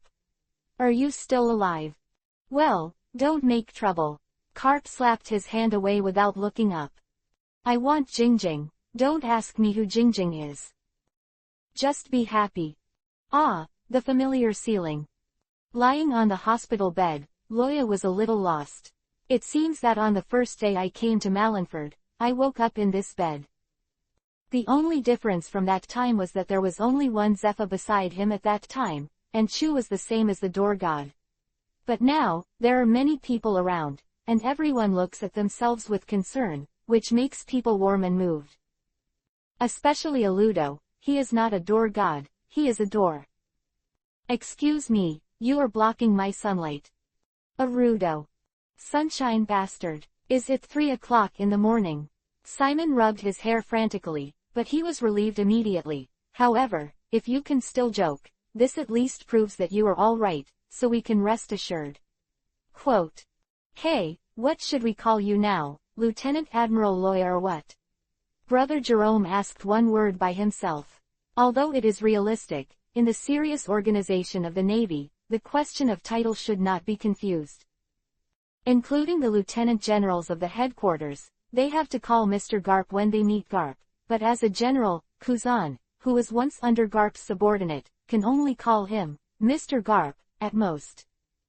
It's a difference in identity. Hearing this, Loya rolled over and sat up from the hospital bed, holding his chin in his left hand and right hand. "I have to think about this question. I will be a lieutenant general in the future, and you are still a group of recruits. In the days when you come down, you have to bow to me when you meet." Clap clap clap. Okay. Simon clapped his hands and attracted everyone's attention. Loya's serious injury has not healed. Let him rest more, then we'll see him again tomorrow. Stupid. Such a powerful nonsense skill. A group of people in the elite camp looked at Simon in shock, and then turned to look at Loya, who was sitting cross-legged. There were 10,000 sheep bleeding past in his heart. Looking at his energy and state, can this be called a serious injury? We all look worse than him after one-on-one combat training, right? However, this sentence successfully interrupted Loya's next pretense, which is what everyone likes to hear. So everyone looked at each other, turned their heads decisively and walked out. Leaving Loya alone in the wind was messy and sour. Chapter 173 Loya and Kuzan. Pat. This was the sound of custom navy leather shoes stepping on the door frame, and Loya looked at the sound. Sure enough, the only one who would wear this kind of shoes in the elite camp, except him, is the N generation of the army, Simon. "Why, do you still want to hurt me?" As soon as he saw Simon, Loya became annoyed, his face turned sideways, and he looked at him sideways. If it wasn't for this guy, I would definitely be able to finish the fitting process just now. Simon didn't care about Loya's impatience. He walked quietly to Loya's bedside and picked up the basket of fruits. I think, you shouldn't need these now, so I'll take them back and make them. Salad. Oh yeah. Simon pointed to the corner and diverted his attention before Loya came back to his senses and exploded. There are ice cubes frozen in the refrigerator over there, eat that when you are hungry. After saying this, Simon hugged the fruit and ran away without looking back with a swoosh. Just after closing the door, before he could breathe a sigh of relief, a few ice spears pierced through the wooden door of the ward, and continued to pounce on him unabated. Simon was so frightened that an old donkey rolled and avoided the attack, and ran away with a crawl. Cut. Not hearing the expected scream, Loya pursed her mouth unwillingly. But Simon's funny reminded him. It seems that I haven't eaten anything since the end of the battle. At this time, the cafeteria is closed. For Loya, who has a terrible appetite, things like starvation. Boom. The surging magic burst out in an instant, and after the pseudo-dragon transformation, Loya tried his best to suck the smell in the air with his nose, trying to find food. It stands to reason that he can smell the fragrance of the ingredients at most, and then follow the source of the smell. However, unexpectedly, a strong meat aroma was not far away, and it was getting closer and closer. This smell is eel rice and Yuhi's burning meat. No. It's Mr. Kuzan. Luoya sniffed the smell in the air carefully, his eyes lit up, and the whole person suddenly turned into a black line. Rush outside. At the door, Kuzan's eyelids twitched, and he didn't even think about it was a roundhouse kick. Bang! Loya, who had just rushed to the door, immediately fell down, and the floor was smashed into a cobweb-shaped pit. But for him, this attack is no big deal. With his face still embedded in the ground, Loya flicked his palm, and two ice Jinchuriki column quickly stretched out, turning into two hands to take the real rice bucket in Kuzan's hand. It really deserves to be the #1 rice bucket in the boot camp. Seeing Loya lying on the ground and still not forgetting to take the food, Kuzan murmured. But this also proved that his guess was correct. Instead of giving Loya such medicine, it would be better to feed him a little ice cubes regularly. It was only after thinking about it for a while that Kuzan came back to his senses and realized that the big rice bucket he brought with him had already been eaten and his head was high. Loya's mouth was full of oil, and her clothes and sheets were covered in oil. Seeing this, Ku sighed in admiration. Eat slowly, and no one is vying with you. Saying that you can stop spilling oil everywhere, the cleaners are usually busy enough to wash blood. %%, and hamp. What? Kuzan was stunned, he didn't understand what Loya said. Is this the dialect of which place? Grumbling gurgle, cough. Yes, this is choking. Kuzan's face darkened, half of his body turned into ice cubes, and his voice was frosty. Don't talk while chewing, do you understand? Geek. Embarrassingly raised his head, Loya swallowed the food hard. He smiled. Understand. Humph. Kuzan snorted coldly, but did not continue to hold on. While Loya was eating slowly, Kuzan still asked the question that had been lingering in his mind for a long time. I said, Loya, are you hiding something from me? Hearing Kuzan's words, Loya didn't think it would be strange that the other party could find the problem. In terms of his familiarity, Zephyr couldn't keep up with Kuzan. When the prison deathmatch began, others, such as the flying squirrel and everyone from the elite battalion, didn't notice anything wrong. After all, who knows if he is in a bad mood? Only Kuzan, who keenly found out that the situation was wrong, kept his mind. In this regard, what else can Loya say? He can't say, as expected of a general. However, regarding this point, Zephyr and Sengoku have already issued a gag order to themselves. As a person, although it is not very formal, it is indeed the Navy. With the orders of the Admiral and the Chief Instructor of the Recruit Battalion, Loya will not go against it. And, this is the path that Loya chose. So, I am sorry, Mr. Kuzan. Loya's eyes dodged for a moment, grinning, and the mouthful of food residue sprayed everywhere. Ahahaha, is there? I have something to hide from you. What a joke, Mr. Kuzan. Oh, is that so? Kuzan replied indifferently, then fell into deep thought. In the face of Loya, who obviously didn't want to talk, Kuzan didn't have a good idea. But one thing he can be sure of, this matter is not a matter of harm to himself, or the Navy. Because just now, Loya's eyes were a little struggling to dodge, and he wanted to say something but didn't dare to say anything. This means that Loya is worried that the plan will change unpredictably after telling him the matter, and even said that someone ordered him not to tell him. If there was a hint of fear in his eyes, then Kuzan would definitely force Loya to say it mercilessly. Because of that look, he had seen it too many times during his years as a general. Because he is worried that the consequences of speaking out will completely anger himself, and he is lying. The pirates he captures often show that look, trying to evade trial. As an admiral of the Navy, what can irritate himself is basically something related to the Navy. Kuzan's expression told Loya that he was not going to ask any more questions. Loya was relieved and continued to eat the food in the bucket. In any case, no one can deny the hard work Kuzan paid for himself. Deceiving Kuzan was undoubtedly a huge torture for Loya. At this time, Loya can only be glad that although what he wants to do is hidden and deviant, the final result allows him to continue standing in front of Kuzan upright and open, and will not strip the relationship between the two. It takes a little time. The two fell silent, and Kuzan didn't say anything more until Roha finished eating. In the end, Kuzan brought up the clean bucket, got up and walked out. At the door, he paused. By the way, Loya, Teacher Zepha asked Vegapunk to make him a robotic prosthesis called a shredder. It is estimated that it will be completed in a few days. Quote. A machine. A prosthetic limb. Loya remembered what Yamanaka said to himself when he set fire to Heathful Island, and suddenly smiled. I see, Mr. Kuzan. Kuzan took a deep look at Loya, didn't say anything, turned his head and closed the door. Chapter 174 Reflection and Practice. Long nights, only swords. Wait a minute, I'm not a swordsman, so I sighed with emotion about what to do. Loya turned over and continued to lie on the hospital bed waiting for dawn. Although the battle in the afternoon had left him almost exhausted, he couldn't squeeze out any magic power, and he was extremely empty. But during the period after the battle, with Kuzan's suggestion, the medical staff fed Loya a little ice flag every once in a while. With the help of the powerful Dragon Slayer physique, Loya's injury has long since healed.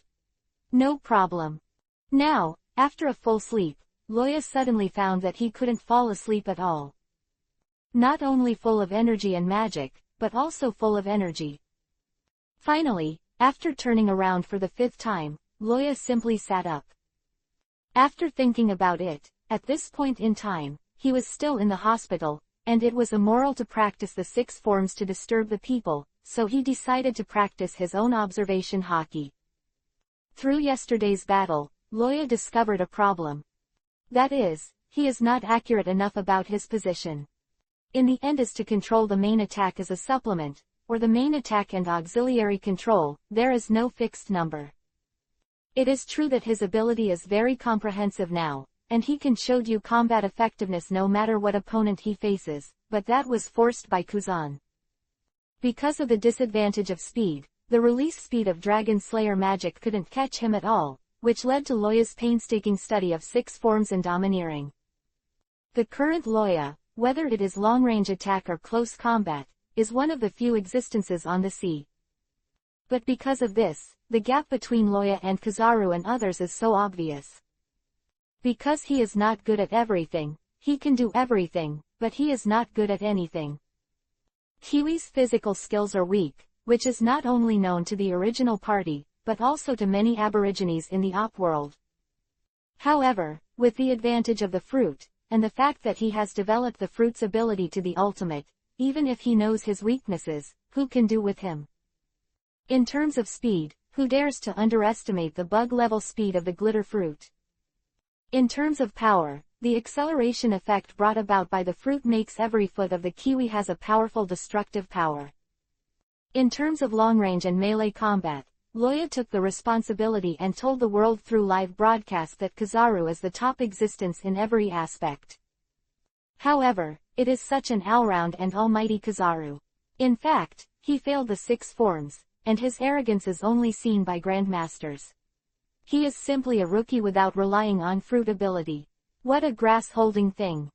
Some people may say that the physical skills of the yellow monkey are weak at the level of generals. For ordinary pirates, the physical skills of the yellow monkey are still deadly enough. Indeed, Loya can't deny this, but that's where the problem lies. At the level of generals, especially in front of strong physique experts like Kapu Zephyr, Kizaru's physique level is slightly better than that of a toddler, and the effect of increasing his strength during battle is not strong. However, it is such a yellow monkey, if they really want to fight, Garp and Zephyr are no longer facing a child who has just learned to run, but a powerful enemy that needs to be treated with caution.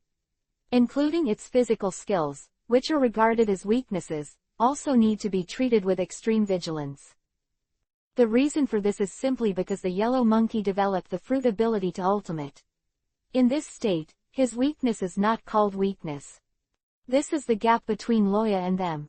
His dragon-slaying magic, ice modeling magic, domineering and sextile attainments are all extremely powerful. But compared with those generals who are also single-sided in Grandmaster, these abilities are undoubtedly weaker by 1 point. His strength is comparable to Zephyr, but if he only uses physical techniques, he will definitely be hung up and beaten by Zephyr. His dragon-slaying magic is extremely dangerous, but it turns out that Kizaru is not comparable to him in terms of destructive power or strength. This is where Loya is now. He has the power of a general, but he is not spit out in any way. His name as a lieutenant general is well deserved, no mistake. The strength is only at that level, and it can only stand in this position. However, even so, Loya is still not ready to change anything.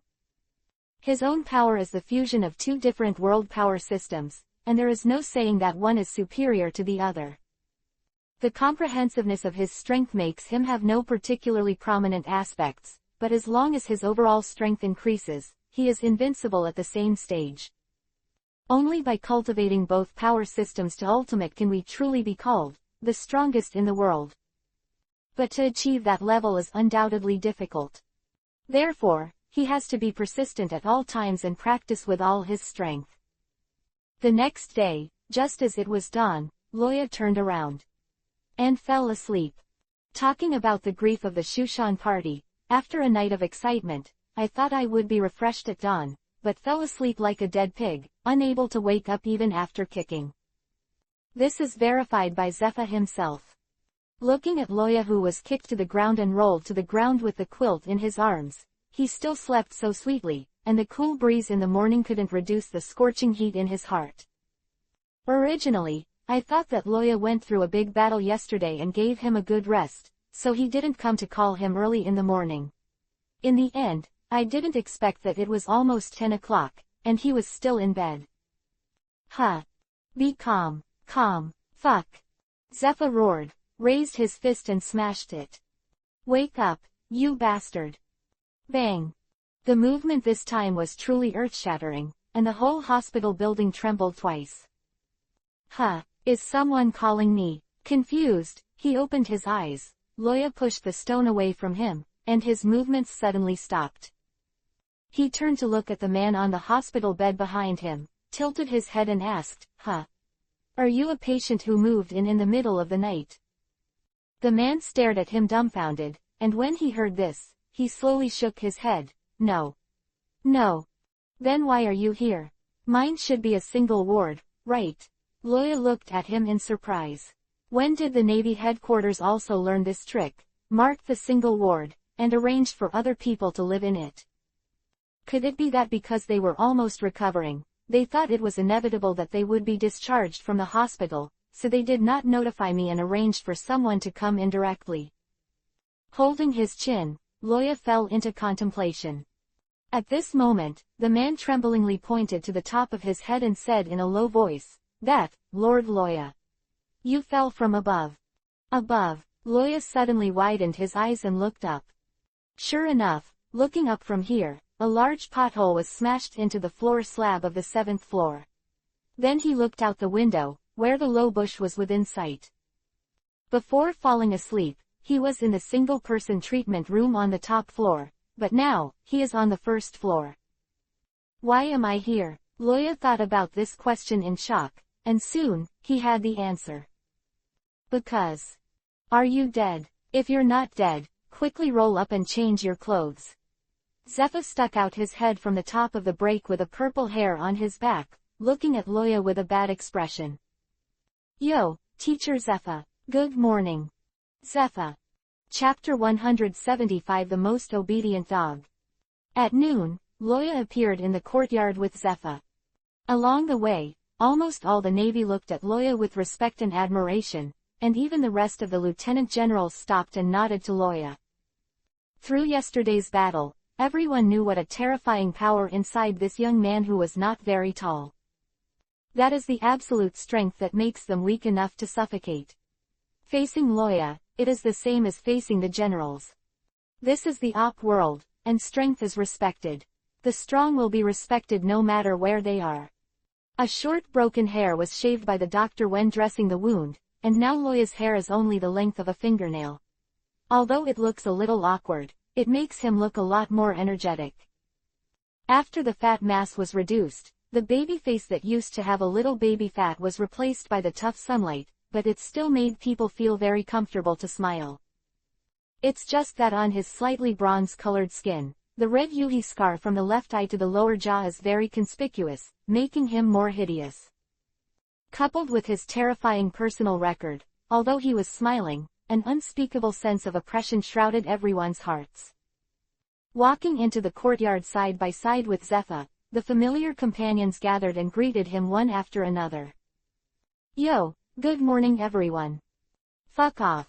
Zephyr grabbed Loya's collar and dragged him to the depths of the courtyard, cursing, it's still morning. His lunch is ready, believe it or not. Hurry up, things will be done. After you want to go back to sleep, I don't care about you. Seeing that Loya was dragged away by Zephyr, Simon and the others were dumbfounded at first, and then shook their heads helplessly. This way of unfolding is Loya's daily life. But, in that direction. Simon, what do you think the teacher and Loya are going to do to find Minnie? Aldo crouched beside Simon and asked with his head lowered. I don't know, and I don't want to know. As a member of the Weston family with developed intelligence, Simon has a very keen sense of smell. He watched Zephyr and Roja disappear around the corner, and after a long time, he said to his companions, as for Minnie, we can only choose to trust the teacher and Roja. Now we are still too weak, and our words will not have anything to do with it. People heard. Moreover, after Loya graduated, we were the shame of the elite camp again. Only our own strength is really strong, and when we become stronger, we are qualified to stand by Loya's side again. Although I don't know what happened, I will not refuse to practice cultivation. The speaker is Tony, who is now skilled in controlling blood marrow worms, and his strength is no longer at the bottom of the elite camp. After saying this, Tony pointed his sword at Mingd and said with a smile, Come on Mingd, I want to challenge you. The 13th position in the elite battalion, I'm going to set it today. Boom. Haha, what a joke. Mingd slammed the wolf kiva stick on the ground, splashing a large piece of dirt, and grinned sullenly, It's too late for you to go to the infirmary to set a spot, Tony. Quote. Following the courtyard path, Loya and Zephyr soon came to a beautiful small courtyard. In fact, this place no longer belongs to the courtyard, but because there is only a wall between the two, Zephyr Minato shamelessly snatched it over to settle Minnie. Seeing the two walking side by side, the two Navy soldiers at the door who were in charge of monitoring Minnie saluted neatly. Chief Instructor Zephyr, Mr. Loya. Well, thank you for your hard work. Zephyr nodded expressionlessly and waved them to open the door. Squeak. The door panel was slowly pushed inward, and without rushing to look inside, Loya said to the two of them, What we are going to talk about next is not something you can touch. Yes, As a soldier, although I don't often come into contact with these things, my awareness of the word, secret, is still not comparable to that of ordinary people. The two of them were stunned for a moment, and then they were immediately stunned. After salute, they quickly disappeared. Seeing this, Zephyr laughed and teased Loya, "What a great official. You are so skilled without a military rank, and you will definitely be a naval scum again in the future." Hearing this, Loya glanced at him without haste. "Ah yes, I'm a navy scum. It's all thanks to Mr. Zephyr. You teach well, right? Zephyr, you're itchy, right? Puff." At this moment, a chuckle sounded from inside the house, interrupting Zephyr's outburst. But the laughter came and went so fast, it disappeared again in less than a second, and it returned to calm, and no sound could be heard again. Hearing the movement in the house, Loya nodded to Zephyr, and then walked in slowly. This house is different from the single room in the courtyard. It not only has a large living room, but also has a beautiful balcony-style small garden on the side of the living room. There is the direction facing the sea, and you can see the ebb and flow of the tide every day, which is very beautiful. Of course, the view would have been better without that layer of sharp kabuto nets that line the perimeter of the balcony. At this moment, a golden-haired Minnie was sitting on the lounge chair on the balcony, flipping through a book. The movement of him walking in didn't seem to disturb the beautiful woman in front of her. She was still so peaceful and natural, like a 9-day daughter-in-law who didn't eat the fireworks of the world. However, the erratic gaze and the slightly trembling fingers revealed the restlessness in his heart. After all, in the information released to the public, Loya killed Jones. In other words, the current Loya is her biggest enemy of life and death. Minnie was not welcoming, but not impatient either. Seeing this, Loya came to the sofa in the living room on his own, picked up the juice on the side and took a sip. There are 2 cups placed there, and it is self-evident for whom it is prepared for when combined with the one Minnie has. "Aren't you afraid that I'll be poisoned inside?" Seeing Loya drinking the juice with ease, Minnie turned her head and looked at him with a complicated look. "It's all right, just kill you before the poison strikes," Loya said indifferently. "A Tianlong person, a life for a life is not a loss." "Then you know that a life is worth a life, then you also know that we are Tianlong people." Minnie's voice gradually increased. "What a fucking navy. Are you not a navy? Why do you dare to kill Tianlong people? Answer me." Quote. At this moment, Minnie finally couldn't bear the torment in her heart, and all the anxiety she had gathered for many days burst out. "Why, aren't we high above the dragons? Why do we have to live such a life as death? Why, I can't even see him one last time." After shouting, Minnie looked at the expressionless Loya, her eyes gradually dimmed. "Yes, you are Loya, I know. No matter who you are, as long as you are regarded as an enemy by the Navy, you can kill him mercilessly." At the end of the sentence, Minnie's tone was indescribable sarcasm. "Really, an obedient dog?" Hiccup. "Because I didn't eat, there was no food in my stomach." After a glass of juice went down, the air in his stomach was squeezed out, causing Loya to burp hard. Hearing Minnie's vicious remarks, Loya kept calm, picked up the glass of juice prepared for Zephyr on the table and continued drinking.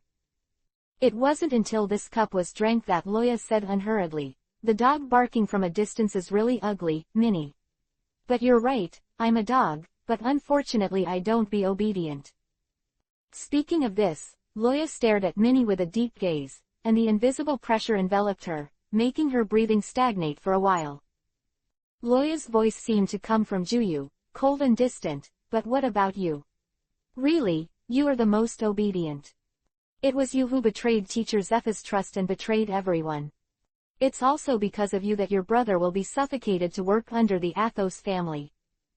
Because you dare not resist, your humble destiny tells you that you can live by being obedient. Seriously, you, Laurent Athos Minnie. The most obedient dog." Chapter 176 Chance to be Reborn. Minnie opened her mouth blankly, wanting to say something.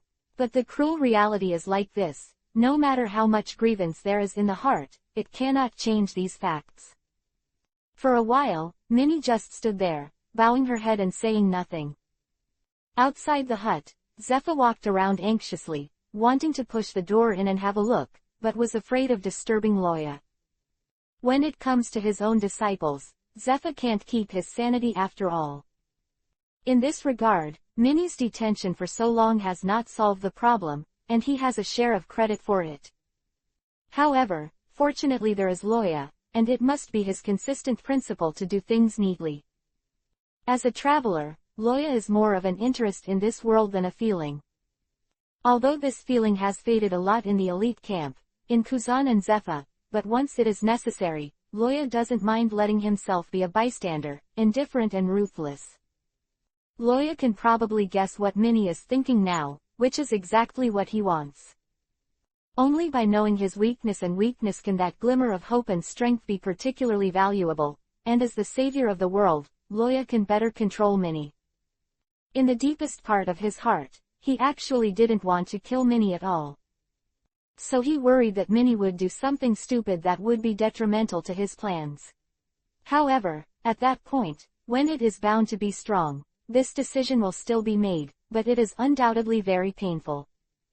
Feeling that his oppression was almost over, Luoya took back the momentum on his body. Ji Yujing Wubo stared at Minnie, and said softly, "If I give you a chance to be a human again, would you accept it?" Huh. Minnie raised her head in confusion and looked at Loya. "Do I still have that chance?"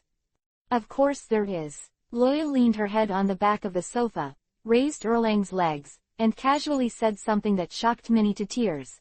"After all, your dear brother is not dead yet." "No, not dead. However, the message is not to say." Minnie stared into Yuhi's eyes, put her hand to her mouth, and bit her hand with Kiba's teeth to keep herself from crying. Slap. Blue. A milky white phone bug was thrown on the table, and the shock woke the sleeping guy. It raised its head sleepily and looked around blankly. Loya tickled the pulp in Kiba's crevice with an ice thorn, and said calmly, "Call him." At this time, he should still be near the Chambord Islands. Reaching out her trembling hands, Minnie, like a fallen victim holding the last straw, carefully picked up the phone bug and dialed. After a few seconds, click. The call was connected, but no sound came out. At this moment, for Minnie, every second is so long. Finally, as if it was telepathy, or maybe he heard a long-lost breath, the phone worm rang the voice that Minnie could hear every year even though she seldom touched it. "Is it Minnie?" Whoa. Tears could no longer be held back, and burst out. Holding the phone bug in both hands, Minnie slowly knelt to the ground. It's me, brother." Squeak. The door of the hut opened again, and Loya walked out slowly, clutching his growling stomach. Zephyr, who was leaning on the rockery board, rushed in front of Loya for the first time and asked nervously, "How is it?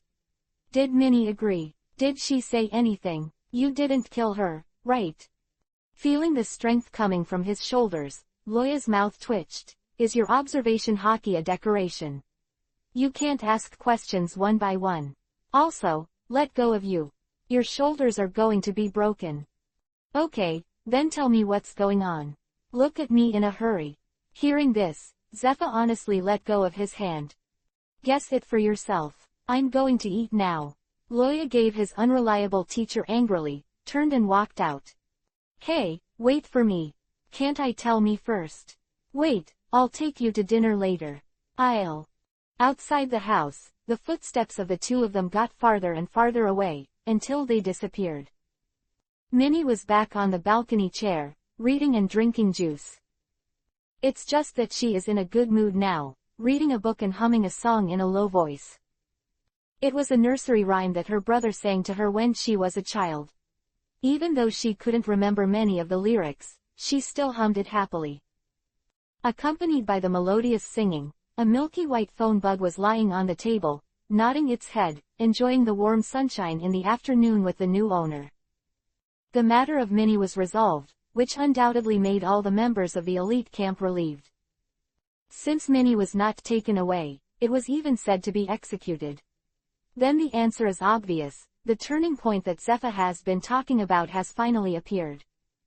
Although I don't know what role Loya played in this, what is certain is that Minnie's matter can be resolved satisfactorily, and his credit is indispensable. So, let's have a banquet. Aludo stood up excitedly, raising the dumbbells as high as a wine glass. It's a good idea to have a party, but... No money. No money +1. Hee, banquet, hee, money. Mingdi's back exudes a strong black aura, wrapping his whole body in it. The elite camp has food and lodging, furniture and kitchen appliances are readily available, and even said that they can receive a lot of pocket money every month for daily expenses. It is reasonable to say that there is no problem in holding a banquet. But... Simon turned his head resentfully and looked at Loya, who was alert over there. Before he could say anything, the latter immediately accelerated to the sky in the second stage, and then burst out the dragon wings and disappeared in a blink of an eye. It was not until the sound of the explosion of air left by Loya's acceleration in the sky that Arudo came back to his senses. Yes, it seems that my own money is used to buy bets. If you want to have a party, what can you buy? All of a sudden, Aludo was in a bad mood. Minnie sat quietly in a corner of the courtyard. Seeing this scene, her stomach hurt from laughing. The headquarters fortress, the office of Marshal Sengoku. Although I have asked many times, I still want to confirm with you, is Jones reliable? At the top of the conference table, Sengoku stared at Loya seriously. Loya has graduated, so that means their plan has already begun. To be honest, Sengoku still doesn't trust that guy very much, and if he can, he would rather rearrange people to do those things for Loya than let Hunter Jones, one of the notorious original Dark World giants, get involved. As for Sengoku's question, Loya had already made up his mind. Don't worry, Marshal, neither Jones nor Minnie knew that the Navy was involved. For them, it was me who was behind everything. Even if Jones really chose to betray Minnie's safety, the consequences would be mine. People bear, quote, as you said, fail and I'll be your enemy and the entire Navy. You just know what you have in mind. Staring closely at Loya's eyes, after a long time, Sengoku sighed heavily, stamped his own big seal on the appointment document, and handed it to Loya. Then it's all up to you, Loya. Please wait and see. Chapter 177 Lieutenant General. A few days later, the big square in front of the headquarters fortress. Early this morning, countless naval soldiers were kicked out of their increasingly clingy quilts by their own officials. When the sky was still bright, they came to gather in the square. There is a reason for the commander to order the assembly so early, because today is the day when the 17th Vice Admiral of the Navy was born. This is a real event. Think about it, how many years has the establishment of the 16th Lieutenant General of the Navy headquarters been stable? Countless old-fashioned powerhouses have fallen into the sand in front of this number, and have been major generals or lieutenant generals of the branch for their entire lives, and can no longer advance an inch. Only the most prominent 16 of them can receive such an honor and be promoted to lieutenant general. And today, because of Roja, in order not to waste Roja's talent and strength, the world government has added a new position for a lieutenant general. What a compassionate government this is! What a glorious moment this is! Long live the world government! Long live the Navy! In the square, because of this idea, countless Navy soldiers standing in military postures tried their best to suppress the urge to shout loudly, show their best and most disciplined side, and accept the review. Of course, the above remarks are Sengoku's propaganda. He was able to agree with Loya and Zeph's plan, relying on his trust in his old comrades and anxiety about the situation, but it does not mean that he is against the world government. On the contrary, Sengoku is definitely one of the best guys in the Navy who maintains the world government, otherwise he wouldn't be able to take the position of Marshal. The origin of the seat of Lieutenant General of the 17th Headquarters, the twists and turns of this one cannot be known to too many people. It is about the face of the world government and the Tianlong people. As the Admiral of the Navy, the commander-in-chief of the strongest organization under the world government, Sengoku will never allow that to happen. This is the so-called politics. Now that the dust has settled, it is good for everyone to pretend not to know. What reassured Sengoku was that, fortunately, the Athos family had been secretly cleaned up by the Tianlong people because they had violated too many interests. Only some of the less important remnants escaped to the sea and could not make any waves.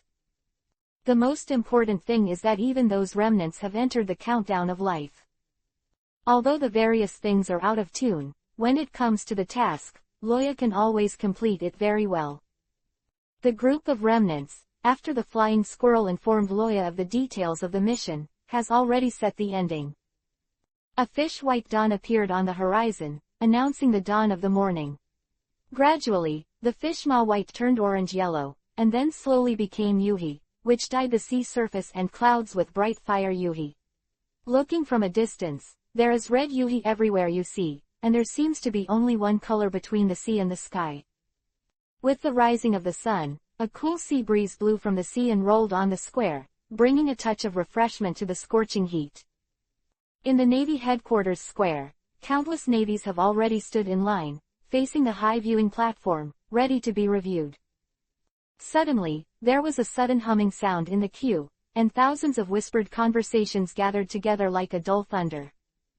Everyone looked up and saw 16 lieutenant generals, neatly dressed and in high spirits, slowly walking up to the viewing platform. These people are the well-known top powerhouses in the sea. As soon as they appeared, they caught the attention of most people. When they came to the first row of the viewing platform, a group of 16 people stood still, waiting calmly or excitedly. At this moment, the flying squirrel is undoubtedly the most excited one. He held the hilt of the long sword with one hand, and his expression seemed to be calm, but his slightly trembling fingers revealed all his inner emotions. Fortunately, the distance was far enough that ordinary soldiers who were not strong could not see this gaffe. At this moment, the flying squirrel had only one thought. That is to go to the deserted island and see if you can pick up another Loya and come back. Still, they're not the most compelling. Because behind them, on the trapezoidal steps, there were 4 empty chairs. 3 of them are a little lower, and they are for the 3 admirals of the Navy. After the 16th Lieutenant General, Akainu, Kizaru and Aokiji were long overdue. Akainu was still wearing his baseball cap with a serious expression, as if everyone owed him hundreds of millions of baileys. The Kizaru behind him had a wretched face, and waved friendly to the soldiers in the square, then turned his head and said something to the sleepy Kuzan. Whoa! The cloak is waving, the Navy is the strongest, and the 3 generals of the Navy sit neatly on their own thrones. The 3 of them, without exception, had Erlang's legs crossed and looked like they had no image at all, but the suffocating momentum made everyone speechless. This is the strongest combat power of our Navy. Countless navies turned their eyes and locked onto them, their eyes excited and admiring. But it's not over yet. The soldiers standing at the back suddenly saw that through the black head in front, a goat wearing a collar jumped up the steps and appeared in their sight. Then, a seagull, and finally the head. The Supreme Commander of the Navy Headquarters, Buddha Sengoku, is here. Clatter. Thousands of Navy stomped their feet neatly and saluted. Marshal Sengoku. Group Assembly, must salute when facing the Marshal. When he came to the top seat of the viewing platform, Sengoku did not sit down directly, but faced the rising sun and slowly scanned the square.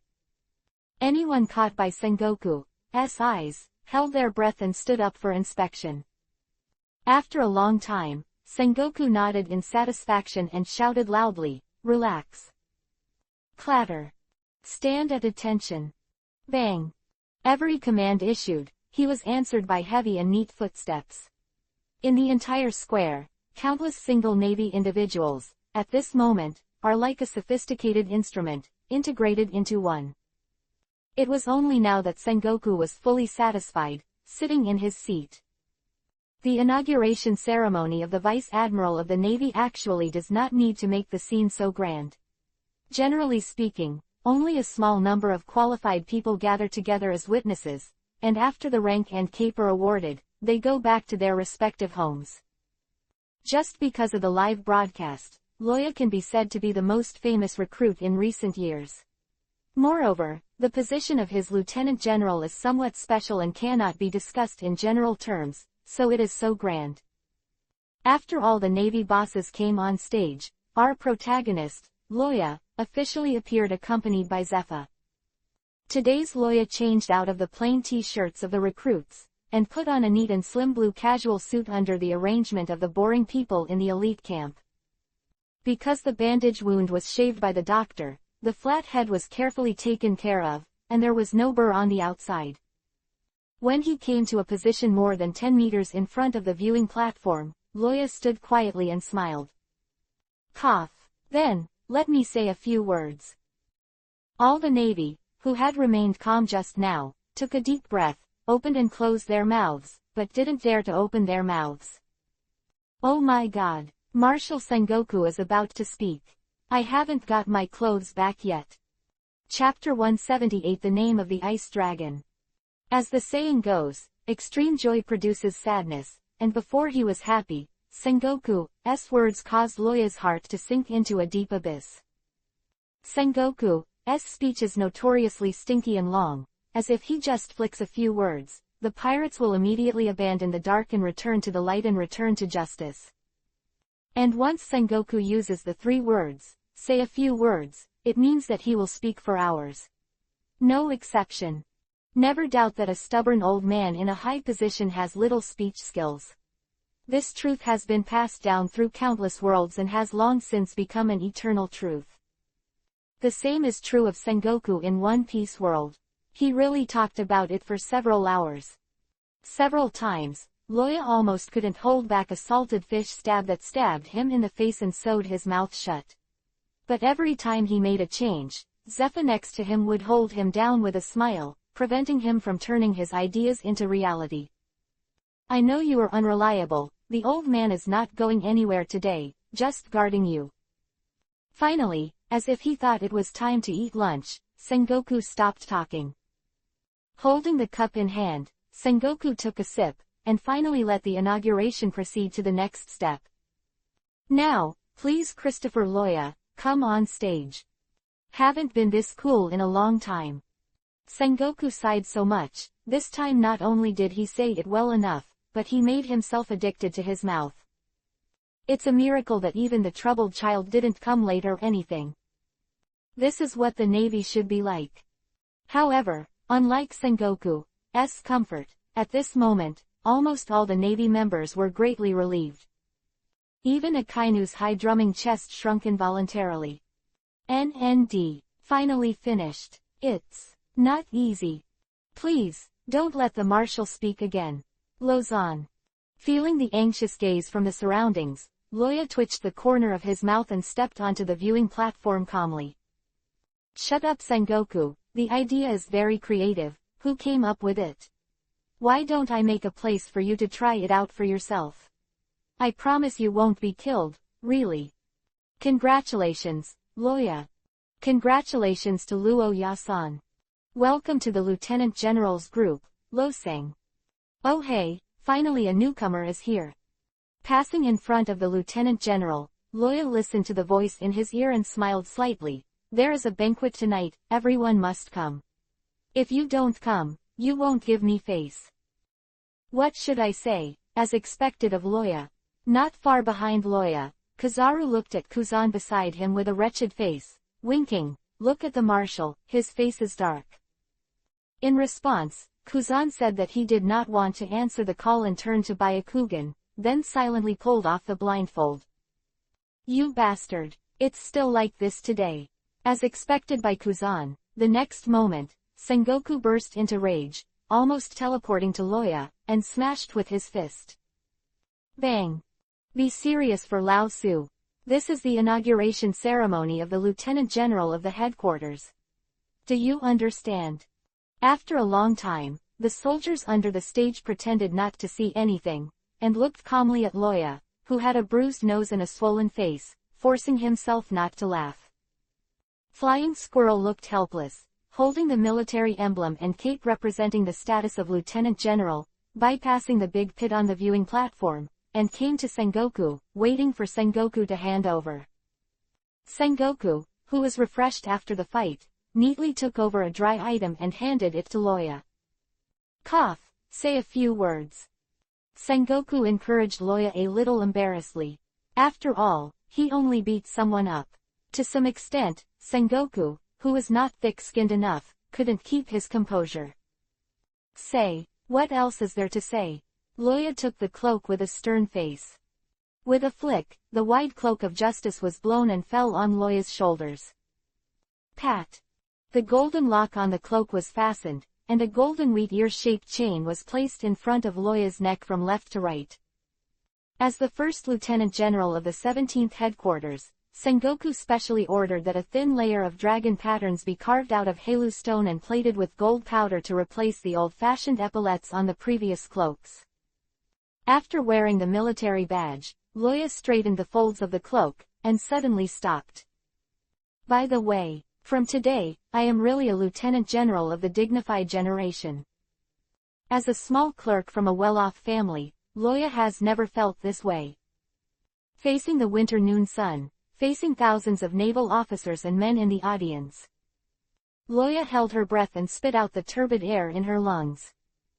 Then, he raised his fist and shouted loudly, "Let's have a banquet, everyone." However, the audience was completely silent, and there was no such thing as a rush of calls in the slightest imagination. This is embarrassing. Sure enough, it's still very unpleasant. Sengoku stood up and moved his wrists. On the other hand, Zepha, Kuzan and the others were rubbing their temples with headaches, not knowing what to say.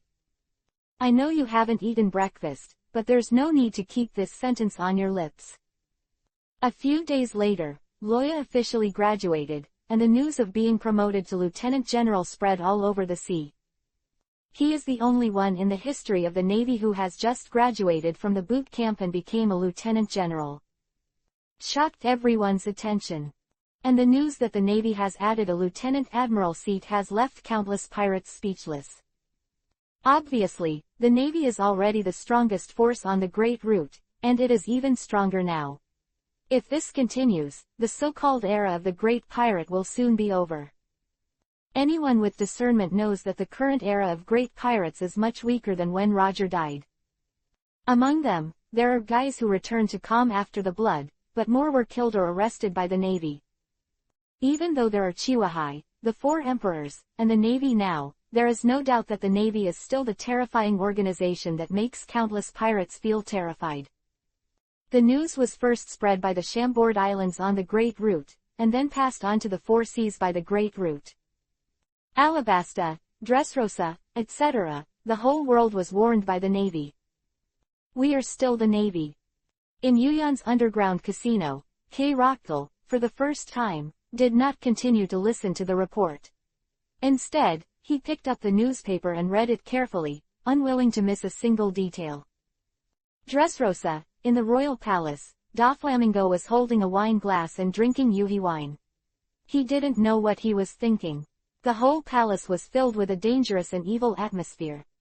And many more places were swept away by the news, and more people were shocked by it. Among them, there is Luffy from Windmill Town and Smoker from Rog Town. Even the four emperors of the New World have expressed interest in Loya, the new lieutenant general. The name of Loya's ice dragon has officially entered the stage of the sea. Chapter 179 Goal, Destroy Assos. A few days later, the Admiralty Plaza is being renovated. After a heavy rain last night, the renovation of the square was forced to stop. The slate and cement were simply covered, and at the edge, a stream of rainwater dripped down the edges and corners and splashed into the small pools of water. Fortunately, the weather in 1010 is sunny today. I believe it will take a long time for the stagnant water to dry up, and the repair work can start again soon. At this moment, in a slightly clean corner of the square, Loya and the flying squirrel stood side by side, with their backs facing the direction of the sun, and the large justice cloak cast a large shadow in front of the soldiers. Report. The flying squirrel's adjutant held the document and ran to the two of them, standing at attention and salute. Report to Lieutenant General Flying Squirrel. Lieutenant General Loya. The assembly is complete. There should be 359 people, but there are 359 people. Please instruct. 359 people, that is to say, is there really only 4 warships arranged? Flying Squirrel took over the documents in the other's hand, and said to himself while checking. The goal this time is to clean up the remnants of the Assos family. Considering that the other party was once a Tianlong person, many soldiers still have scruples about it, so Sengoku did not arrange a large number of soldiers to follow as before, but only a small area. Arrange elite soldiers to accompany you. But apart from those guys who thought, more people have only hatred and disgust for the Tianlong people, and this opportunity to eliminate them in an upright manner is rare, so there are still many people who take the initiative to apply when calling elite soldiers. Flying Squirrel thought that at least 700 people would join in this time, but he did not expect that there were only 359 people. This is a mission carried out by 2 lieutenant generals of the headquarters together. One person did not bring hundreds of soldiers to say the past. There are only 359 people in total now. In addition to the warships under his banner carrying 100 people, the remaining 259 people, of which 200 people followed the other 2 muscle warships to sea, and the remaining 59 people were Armstrong. No, the soldiers belonging to the wave breaker. With our few manpower, we can't form an encirclement at all. If you let the enemy go, how are you going to end it? Looking at Loya beside him, Flying Squirrel asked with a little research. In addition to the more than 100 people compiled in his hands, the remaining candidates Sengoku are left to Loya to decide. After all, Loya is only strong. When it comes to the real leading battle, it will take a long time to hone. This time is the beginning. Run. How to run? To the Flying Squirrel's question, Loya showed a faint smile and asked him strangely, do you know how I handle the tasks of Heathville and Crisvia? How to deal with it? It's not just random smashing. Wait, I remembered it, the port. Speaking of Loya's previous mission, the Flying Squirrel commented with disdain. But then he remembered what he had seen, the port on Crisvia Island that was brought out by Loya as a fake, and suddenly realized. In terms of Loya's rampage and crushing style, destroying the port is indeed a good way. After all, not every island has a natural haven, and it is essential to build a port if you want to place a ship of sufficient size. And once the port is destroyed, even if there is still a place to go out to sea on the island, the effect will not be comparable to that of the port. However, even so, it is not guaranteed to be foolproof. If the other party has any hidden means to escape, the fun will be great. Once this news is leaked, those mad dog-like newspapers and magazines will definitely avoid the important ones, saying that the Navy is chasing down the Tianlong people, and whether Sengoku is going to rebel or something. Figure to cause trouble. And this mission is not only from the Tianlong people, the supreme ruler of the world government. The 5 old stars have also contacted Sengoku privately. The implication is not to leave any alive. Since you dare to let go, then we don't mind being ruthless. If it weren't for the fact that the general's goal was too heavy, it would not be the turn of Loya and the Flying Squirrel to perform this mission. Loya was well aware of the Flying Squirrel's worries. He picked up the list in the other's hand, turned to the last page, pointed to it and said, "You really think I'm stupid? Come and see these people, they're together, with your strength and mine, I don't think there is any guy out there who can escape." This is. Looking at the list with his head tilted, the Flying Squirrel suddenly widened his eyes and looked at Loya in disbelief. You actually brought out the elite camp, how could Teacher Zephyr agree? On the list, there are some names that the Flying Squirrel does not recognize, but the name Simon Dennis Weston, the Flying Squirrel is impossible not to recognize. Because Simon's grandfather, Clough Dennis Weston, was his former comrade-in-arms, a brother who lived in a dormitory and wore a pair of pants to block each other's guns. After roughly looking at the names of the others, the Flying Squirrel pondered for a while, and finally determined that it was all the members of the current elite battalion. But here comes the problem. After all, the elite battalion is still a recruit battalion. Participating in this kind of mission can be regarded as a borderline ball. It is not illegal but unreasonable. More importantly, Zephyr actually agreed. Why? That's not what the flying squirrel could have figured out. Speaking of this question, Loya is also very helpless. Originally, things like tasks cannot be disclosed, not even colleagues and superiors. But it was about Hansa and the Assos family who once supported the cultivation of blood marrow worms. Zephyr thought about it for a long time, but still notified Tony and asked him to go with Loya. Then there is the picture of brother-in-arms friendship that everyone likes to see. After some intense discussion, Simon finally clapped his hands and decided to let everyone go together. The reason is, to avenge the Hanseatic. Well, the reason is strong. Anyway, Loya, who was passing by the courtyard, only heard Zephyr shouting violently, and then Simon and the others fell from the sky like rain, smashing all over the ground. However, since Zephyr agreed, Loya was not interested in spoiling everyone's interest. This is also Zephyr's trust in himself, and he naturally can't say it. Since there are little guys from the elite camp, there will be no problem. Although this year's elite battalion is known as the weakest, all the cannon fodders that appear in the original work are not even equipped. But it is undeniable that the members of each elite camp were really carefully selected. Their strength may not be as strong as the official naval officer, but it is more than enough to deal with the remnants of the Athos family, or even to prevent the other party from escaping. Right, I'll say it's fine.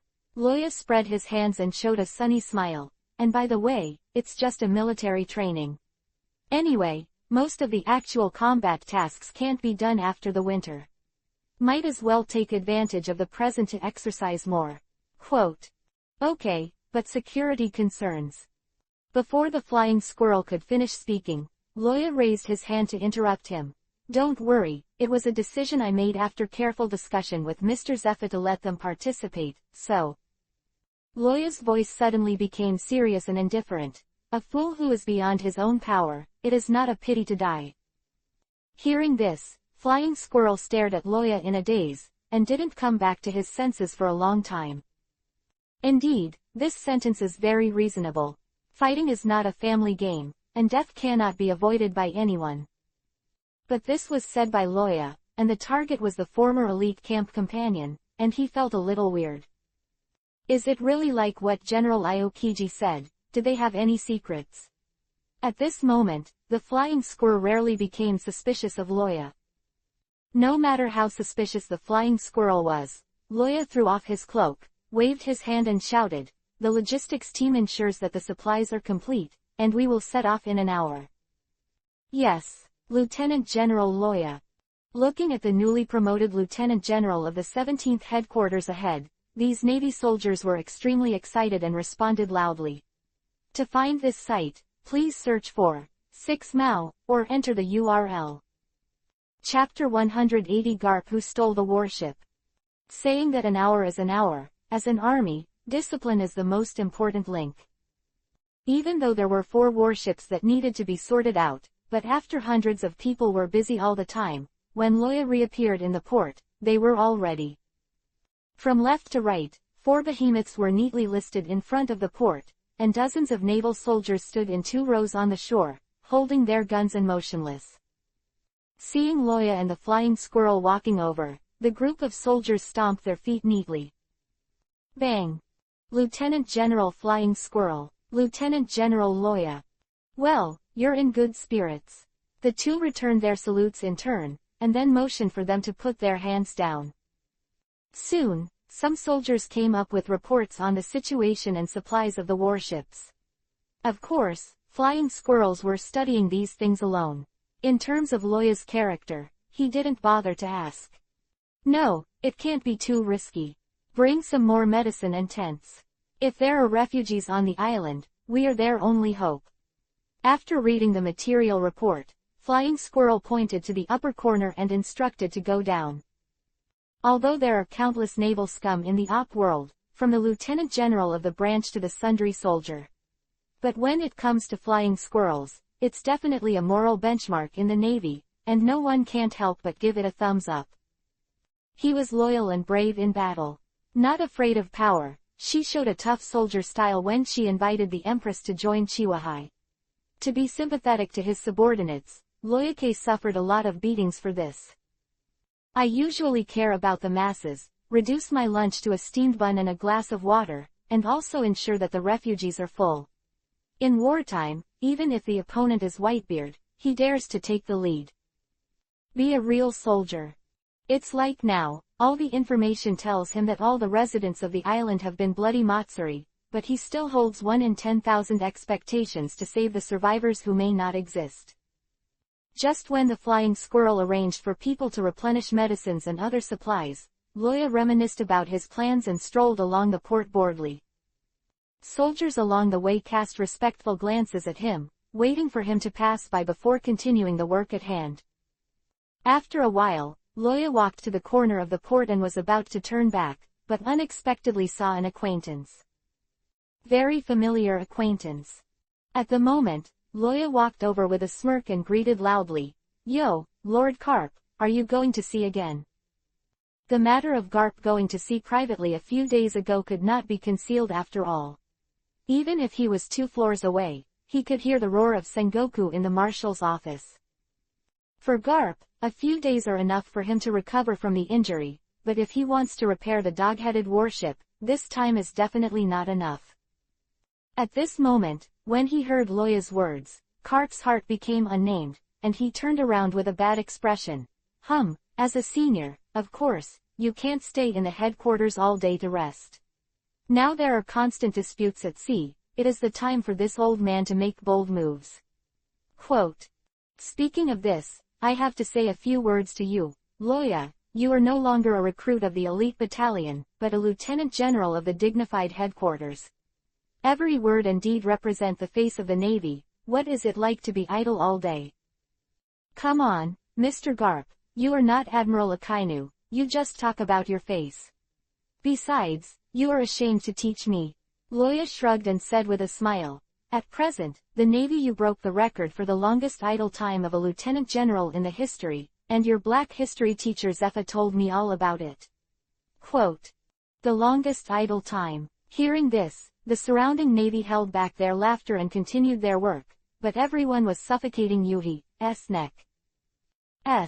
Damn Zephyr. Garp's face darkened, his eyelids jumped with anger. Just as he was about to say something, he saw Loya stepped on the ice with a curious expression and walked out along the edge of the warship. At the moment, he didn't care to break out, and asked a little unnaturally, what are you looking at? This is the new warship that Sengoku has equipped me with. No, please don't mind, I'm just a little curious. Stepping on the ice, Loya reached out and digged out the bottom of the warship, suddenly smiled proudly, and picked up a golden round emblem. Curious. What? Looking at the golden thing, Carp suddenly had an ominous premonition. Why does that thing look familiar? Gently tore off the seaweed and aquatic creatures hanging on the emblem, smoothed the mud on it, and looked at the highly recognizable pattern in the Navy. Loya smiled slightly. Of course I'm curious about this. Lord Carp, could you please tell me why your new warship is a special warship of the Weston family, or is it within the holding period? You know that the cost of a warship can be as high as 1 billion Baileys. Weiss, no matter how rich the Ting family is, they can't be so generous, right? The cost of naval warships has always been very expensive, including the matching artillery guns. This is also the reason why Sengoku has always been very stingy and why Loya is so angry on Kriswa Island. He has already made a lot of money from the order, and he even wants to eat inside and out. Fortunately, there are quite a few rich people in the Navy organization. With the help of some major policies, they can buy or build warships themselves, and then set a period of use. After time, these warships and equipment belong to the Navy entirely, and they are exchanged for a certain amount of military merit and privileges. So far, more than 30 warships in the Navy have come this way, including the flagship that the Flying Squirrel is currently using. Among them, the largest number of warships are assembled in the name of the Weston family, and naval officers generally call them Weston SO and SO. These warships sponsored by the Weston family to the Navy in disguise, before they belonged to the Navy, were only arranged by the Weston family to stay, and never delivered to others, and Sengoku has no right to arrange these warships to be dispatched to a certain general. This emblem is proof. After all, if it is really a Navy warship and still has its own family emblem on it, the nature of this behavior is very serious. So the question is Carp a member of the Weston family? Not really. Are the Carp and Weston families old? Nope, flying squirrels are about the same. So why would he use a Weston that hasn't expired yet? 37. What about new equipment? Hearing Loya's question, Garp's mouth twitched, and he finally knew why when he dragged this warship out of the repair shop, others looked at him so strangely. After thinking about it, he actually forgot such an important thing. Looking back, Garp's first reaction was to seal up, no, bribe. However, before he could say anything, Loya suddenly rose into the sky, and the loud voice resounded throughout the port. Come on here. Lieutenant General Garp is stealing the warship. He is ready to go to sea. Hurry up and inform the Weston family. Garp on the shore of the port was shivering all over, and he took a deep breath. Finish, I will suffer.